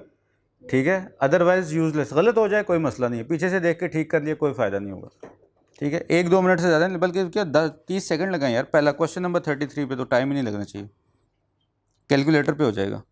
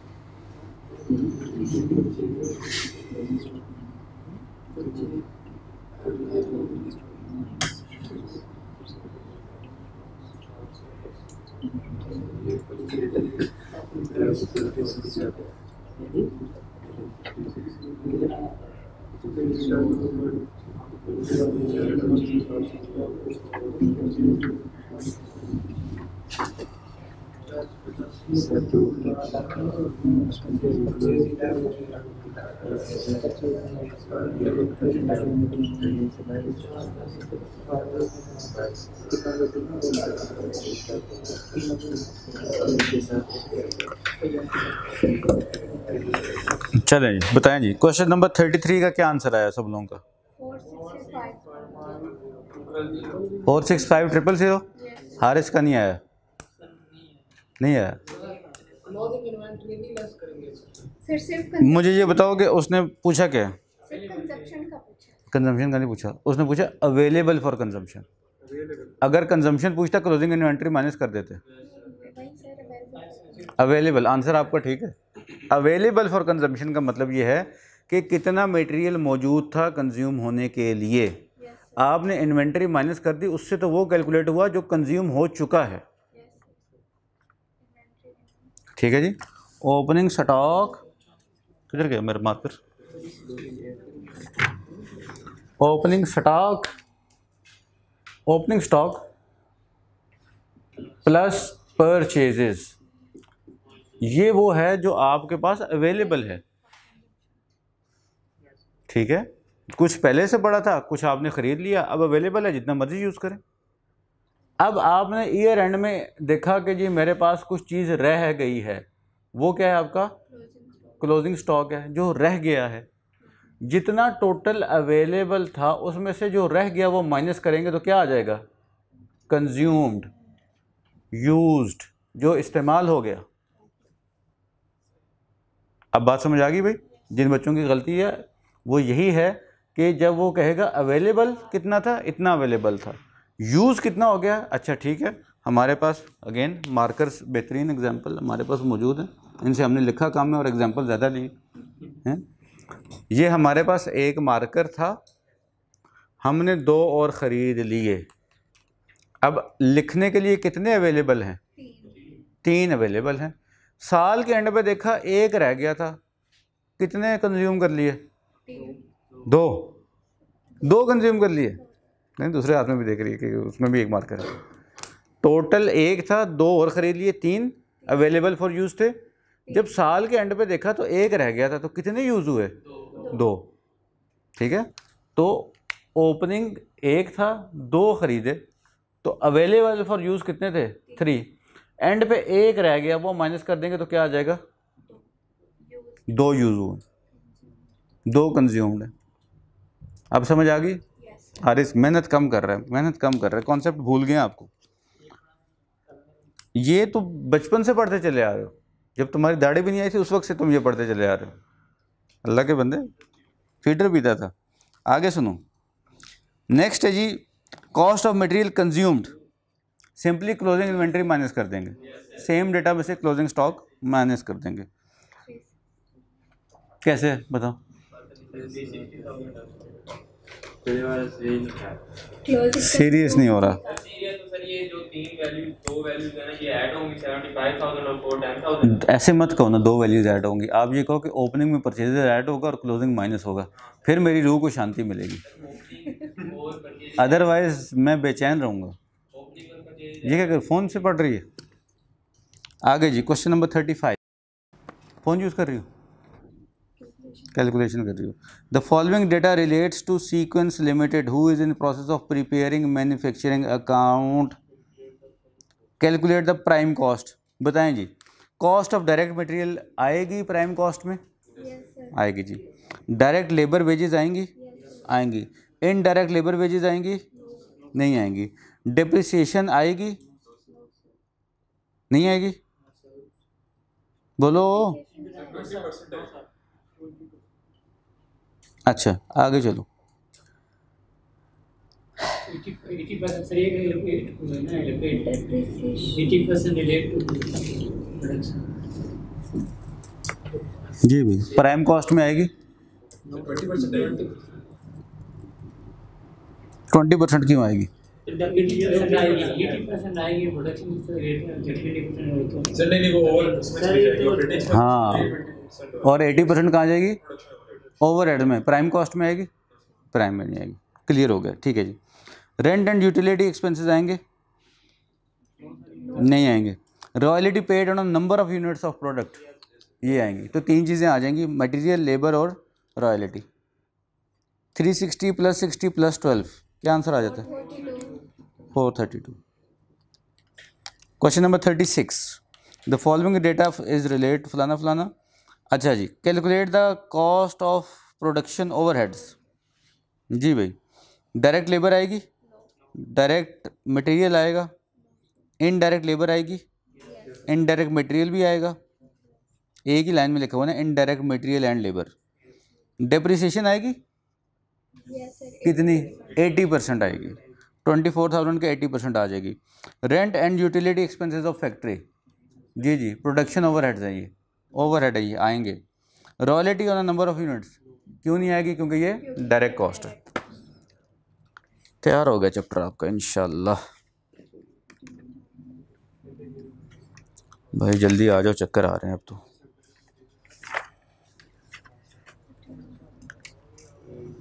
आप आज तो आप लोग भी, मैं पूछूंगा खाओगे आप लोग? मेरे नहीं थैंक यू कहने से पहले कह दोगे यस सर। उमर खुश है बहुत आज। उमर फारूक आपका नाम है? उमर फारूक कौन है? सिर्फ फारूक है, लेकिन वो ग्रुप में उमर फारूक लिखा हुआ आ रहा था।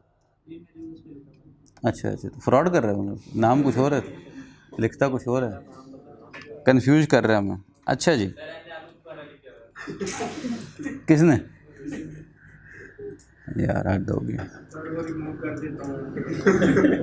मुझे इस बात पे एतराज़ नहीं है कि तूने आलू बुखारा लिखा है, मुझे इस बात पे एतराज़ है कि तूने क्यों लिखा है। वो तेरे साथ वाला लिखता ना तो वो लगता भी आलू बुखारा। ठीक, आपको तो आलू है ही नहीं, बुखार ही बुखार रहता है बस सिर्फ। Question number 37।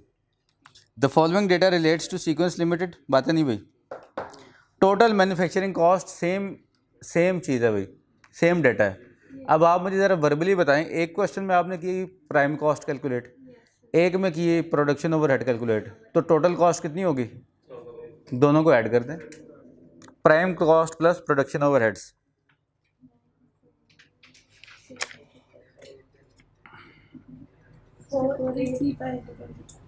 ठीक है जी, यही होगा आंसर, यही है। अच्छा जी, question number 38। The following data relates to sequence limited who is in process of preparing manufacturing account for the year ended. ठीक है जी। Calculate the cost of goods available for manufacturing. जी भाई, जो अवेलेबल फॉर मैन्युफैक्चरिंग होंगे वो कौन से होंगे भाई, बताइए।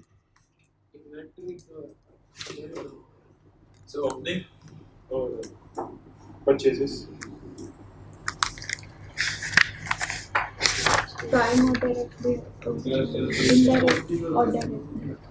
Prime of production.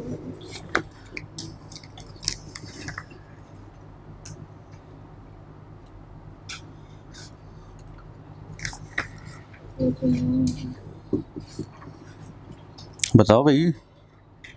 सर भाई जो ओपनिंग, अभी हमने पिछला क्वेश्चन किया था कि ओपनिंग प्लस परचेजेस क्या होंगे, raw material available for consumption use जो भी है। यहाँ पर वो कह रहा है अवेलेबल फॉर मैन्युफैक्चरिंग, डेटा उसने कौन सा दिया हुआ है, प्राइम कॉस्ट दी हुई है, ठीक है ना। अच्छा, उसके बाद उसने दिया ओपनिंग इन्वेंट्री, ठीक है ना। प्राइम कॉस्ट से फैक्ट्री कॉस्ट से जो कुछ भी हमारे पास आया है वो अवेलेबल फॉर कंजम्पशन है जी। वर्क इन प्रोसेस में ओपनिंग जो पहले से पड़ा था वो अवेलेबल फॉर कंजम्पशन है जी। अच्छा, उसके बाद 31 दिसंबर को जो क्लोजिंग इन्वेंट्री पड़ी थी वो क्या है, उसको कुछ भी नहीं करना, उसको माइनस करेंगे तो कॉस्ट निकल आएगी, उसको माइनस नहीं करना। जो आपने रेडीमेड परचेजेस की हैं वर्क इन प्रोसेस की वो ऐड होंगी, ठीक है। कल मैंने आपको बताया था ना, जो हमने क्वेश्चन किया था उसमें परचेजेस कोई नहीं थी वर्क इन प्रोसेस की, सिर्फ ओपनिंग था और क्लोजिंग था शायद। तो अब हमारे पास ओपनिंग भी है, जो फैक्ट्री कॉस्ट से इधर वर्क इन प्रोसेस में आ रहा है वो भी है, और हमारे पास परचेजेस भी हैं। ये तीनों जो हैं ये अवेलेबल फॉर मैन्युफैक्चरिंग है। सर ये अवेलेबल फॉर कंजम्पशन मतलब सेल, अवेलेबल फॉर सेल नहीं, कंजम्पशन का मतलब यूज़ करने के लिए, बनने के लिए, ठीक है। वो अवेलेबल फॉर सेल होंगी, जो फिनिश्ड गुड्स हैं वो अवेलेबल फॉर सेल होंगी। सर फैक्ट्री कॉस्ट से ऐसे नहीं करते हैं जैसे हम सब परचेजेस पे ऐड कर देते हैं, उसके अंदर प्राइम कॉस्ट भी और प्रोडक्शन ओवरहेड भी, जब हमें फैक्ट्री कॉस्ट या टोटल कॉस्ट निकलती है। तो सर इसमें आपने टोटल कॉस्ट में दोबारा से क्यों डाल दी है ओपनिंग स्टॉक और परचेजेस, क्योंकि फैक्ट्री कॉस्ट तो जब भी निकलती है जब भी चीज़ें उसके अंदर आएंगी। बेटे वो रॉ मटेरियल की हैं, ये वर्क इन प्रोसेस है। Yes sir. वो जो फैक्ट्री कॉस्ट और ओवरहेड्स आपने जो फैक्ट्री कॉस्ट कैलकुलेट की ना, प्राइम कॉस्ट प्लस ओवरहेड्स, वो तो रॉ मटेरियल की आ रही हैं, ठीक है। प्राइम कॉस्ट क्या होती है, direct labour direct material raw form में, ठीक है। उसके बाद उस पर प्रोसेसिंग स्टार्ट होगी, ठीक है। जब आपने मटेरियल परचेज कर लिया, लेबर उस पर लगा दी, तो वो ready for work in process होती है ना, ठीक है। तो यही वो कह रहा है। अब उसमें कुछ चीज़ें पहले से वर्क इन प्रोसेस में पड़ी थी, वो उसमें ऐड हो जाएंगी, वो भी अवेलेबल हैं। आपने देखी यार फिर भी प्रोडक्शन पूरी नहीं हो पाएगी, आपने कुछ बना हुआ वर्क इन प्रोसेस खरीद लिया, वो भी अवेलेबल फॉर यूज़ है। टोटल हो गई सारी, ये सारी की सारी अवेलेबल है। सब प्राइम कॉस्ट जब निकालेंगे तो उसके अंदर तो हम डालेंगे ना कि डायरेक्ट ये मटेरियल आया है, तो ये रॉ मटेरियल भी डालेंगे। हाँ। जब उसने कहा कि हमारे पास ओपनिंग वो है स्टॉक, तो सर उसको तो डायरेक्ट लेबर में डालेंगे ना, डायरेक्ट मटेरियल के अंदर। मुझे नहीं समझ आई।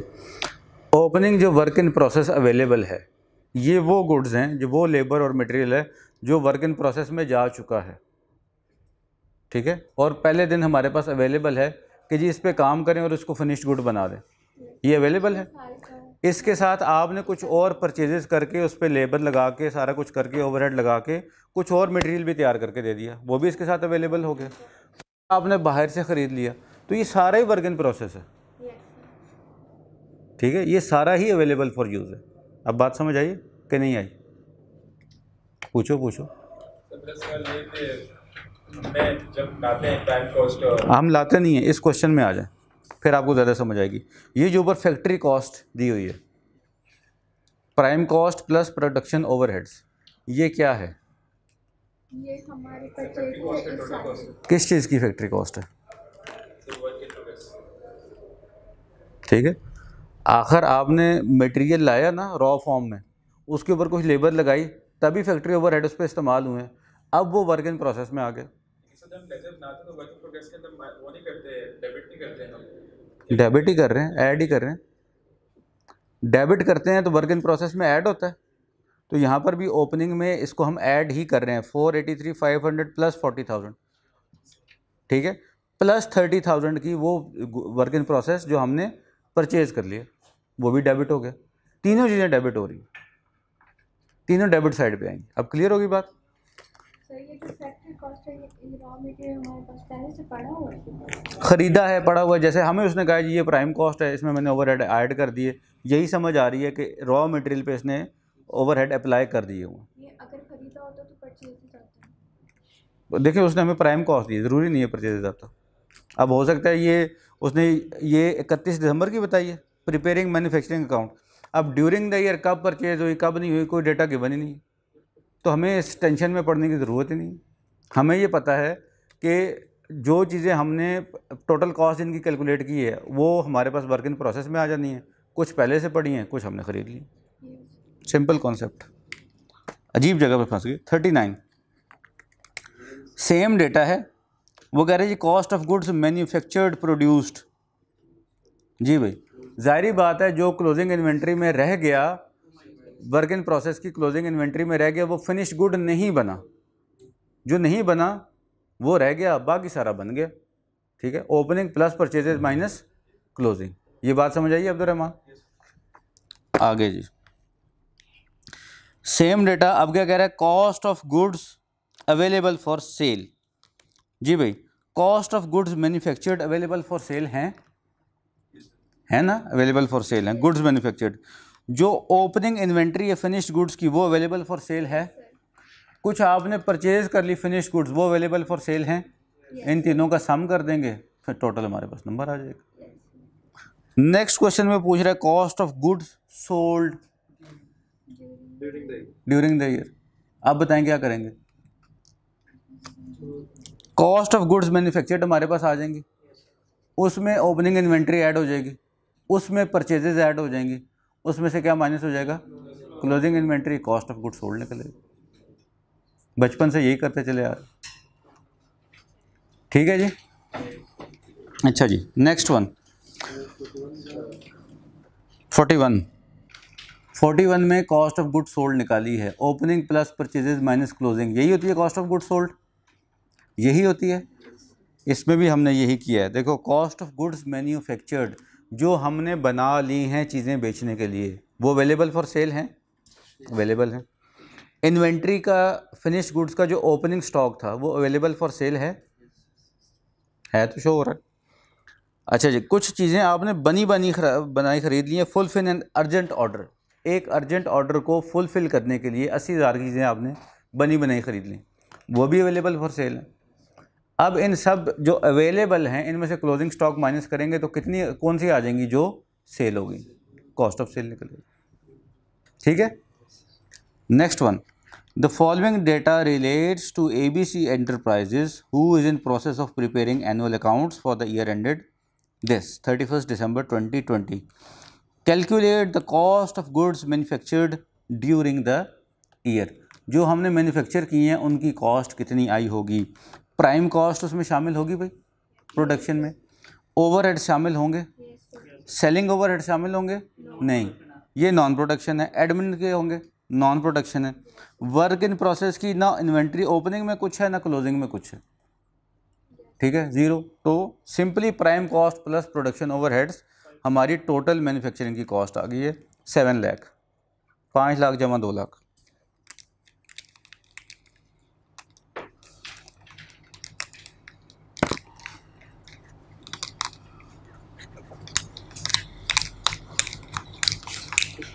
नेक्स्ट वन जी, calculate the cost of goods manufactured during the year, जो बन गई साल के दौरान। प्राइम कॉस्ट उसमें आएगी, ठीक है, वर्क इन प्रोसेस में जाती है।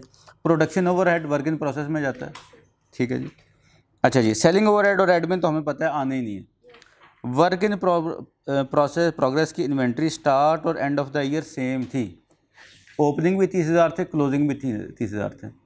तो ओपनिंग में जो ड्यूरिंग द ईयर परचेजेस की हैं वो ऐड हो जाएंगी। ओपनिंग 30,000 प्लस 500,000 प्लस 200,000 ये तो ऐड हो जाएंगी लेबर मटेरियल, और closing work in progress minus हो जाएगा -30,000। तो आंसर आपका फिर से 700,000 ही आ जाना, क्योंकि ओपनिंग क्लोजिंग सेम थे।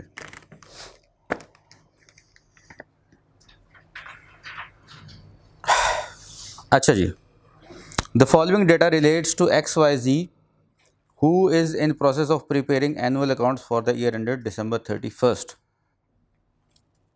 जी भाई, एक मिनट ज़रा होल्ड करना। ओके जी, नेक्स्ट वन, क्वेश्चन नंबर कौन सा चल रहा है भाई, 44। The following data relates to, बातें नहीं भाई, the following data relates to XYZ who is in process of preparing final accounts। Calculate the cost of goods sold during the year.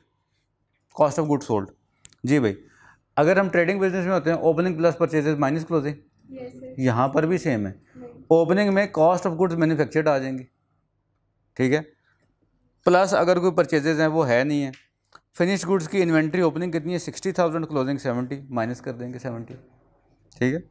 तो 60,000 प्लस 518 500 माइनस 70,000, तो आपके पास आंसर आ जाएगा,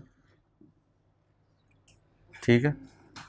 question number 45, which of the following equation is correct for calculating cost of goods manufactured. जी भाई, cost of goods manufactured, भाई बातें नहीं, cost of goods manufactured पहला ऑप्शन है prime cost plus opening inventory of raw material minus closing inventory. जी भाई, cost of goods manufactured आ जाएंगी, ओवरहेड तो शामिल ही नहीं किए, नहीं आएंगे। दूसरा option prime cost plus opening inventory of work in progress minus closing inventory आ जाएगी, ओवरहेड की फिर बात कोई नहीं की। फैक्ट्री कॉस्ट में अगर आप ओपनिंग इन्वेंट्री ऐड कर दें और क्लोजिंग माइनस कर दें तो भाई कॉस्ट ऑफ गुड्स मैन्युफैक्चर्ड आ जाएगी, आ जाएगी। लेबर नहीं अप्लाई करनी इसके ऊपर।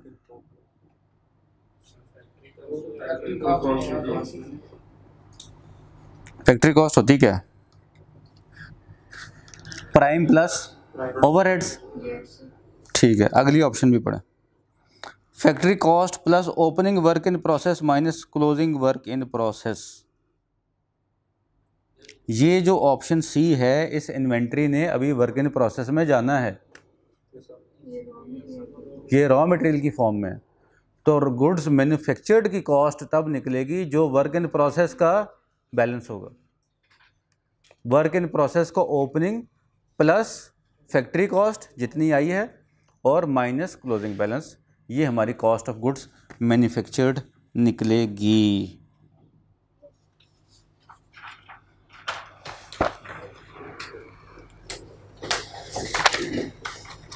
अच्छा जी, 46, A manufacturing entity has policy of holding no inventory of any type। कोई इन्वेंट्री ये नहीं रखते, ना रॉ मटेरियल की रखते हैं, ना वर्क इन प्रोग्रेस की रखते हैं, ना फिनिश्ड गुड्स की रखते हैं, जीरो इन्वेंट्री होती है। During an accounting period it only produce goods from raw material purchase by it, its cost of sale shall be equal to, ठीक है, सिर्फ रॉ मटेरियल परचेज किया जी। During the accounting it produced, question क्या है, during an accounting it is only produce goods for raw material purchase, its cost of sales shall be equal to, क्या आएगी भाई कॉस्ट ऑफ सेल? जब closing inventory है ही नहीं है तो माइनस ही कुछ नहीं होगा। क्लोजिंग इन्वेंट्री में सिर्फ आपकी prime cost plus production overhead, total जो आपकी फैक्ट्री कॉस्ट होगी वही आपकी कॉस्ट ऑफ सेल होगी, ठीक है जी।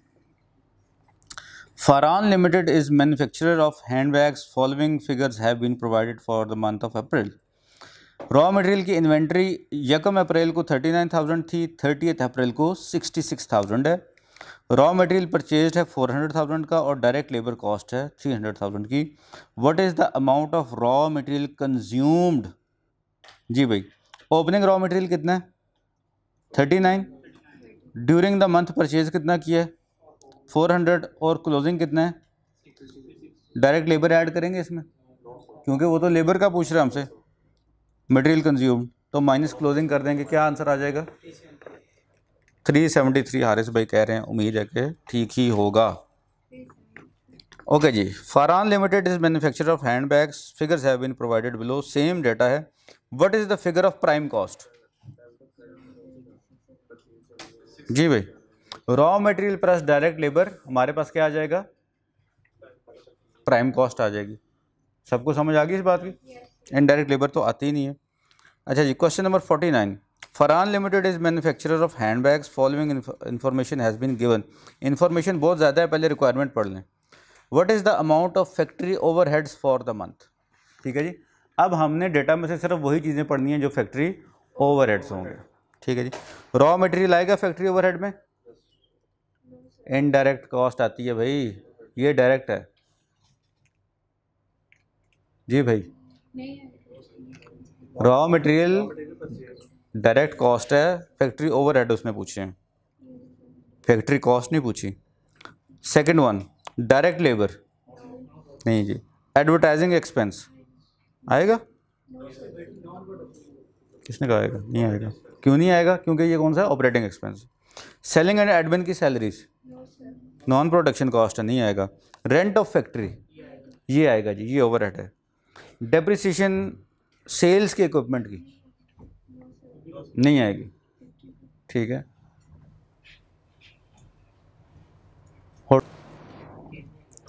अच्छा जी, रेंट ऑफ फैक्ट्री हमारे ओवरहेड में आएगा?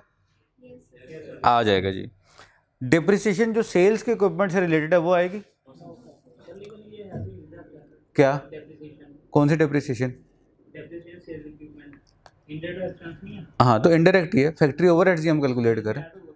कौन सा वाला?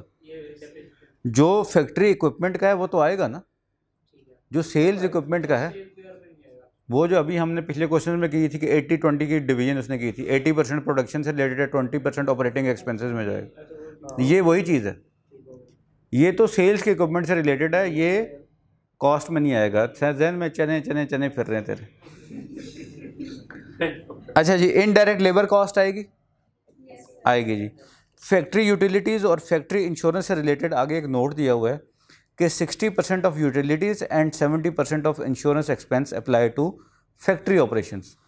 तो यूटिलिटीज़ का 20,000 का 60% और इंश्योरेंस 10,000 का 70% हमारी ओवरहेड्स में जाके ऐड हो जाएगा। तो आप इन सबको टोटल कर लें, देखें क्या आंसर आता है। क्या आंसर आता है जी? कर लो ना, कर लो, पीछे से ना देखो, खुद करो।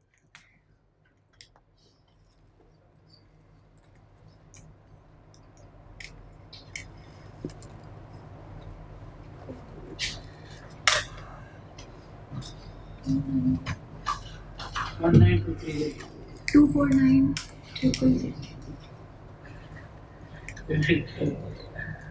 249,000 आता है। क्या बोंगी मारी है? चलो जी, हो गया सबका 249,000। हारिस का नहीं हुआ, दानियाल ने करना ही नहीं गवारा किया, उसने कहा छोड़ो ऊपर है।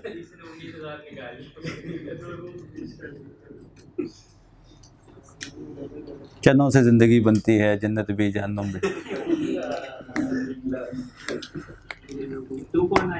249,000। अच्छा जी, Neelam and company has provided the following the data for the month of January 2019। Requirement पढ़ लें। What is the amount of prime cost incurred? Prime cost पूछ रहा है, मटेरियल परचेज्ड आएगा प्राइम कॉस्ट में?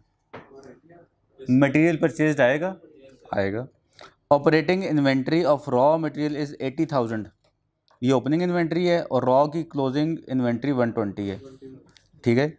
तो हमारे पास तीनों चीज़ें आ गई हैं, opening raw material, purchases of raw material, closing, ठीक है। तो इसमें से हम opening plus purchases minus closing करेंगे तो हमारे पास वो सारी कॉस्ट आ जाएगी जो हमने इस पीरियड में वर्क इन प्रोसेस में शिफ्ट की है। अच्छा जी, नेक्स्ट है जी, gross payroll for the month was 100,000। The distribution of payroll was 50% direct labour, 20% indirect, 20% admin, 10% sales. हमारी प्राइम कॉस्ट में कितनी आएगी? सिर्फ 50%। तो 10,100,000 का 20,100,000 का 10,100,000 हमारी कॉस्ट में आ जाएगा। बाकी सारे हमारे क्वेश्चन से रेलिवेंट ही नहीं है, जितने मर्जी जिसको दें, ठीक है। तो क्या आंसर आ जाएगा? 1.46। जी भाई, आया समझ आपको? Yes, sir. हो गया? हो गया जी? Yes sir. हारिस? जी सर। हो गया जी, ठीक है जी, अभी के लिए इतने, जज़ाकल्लाह।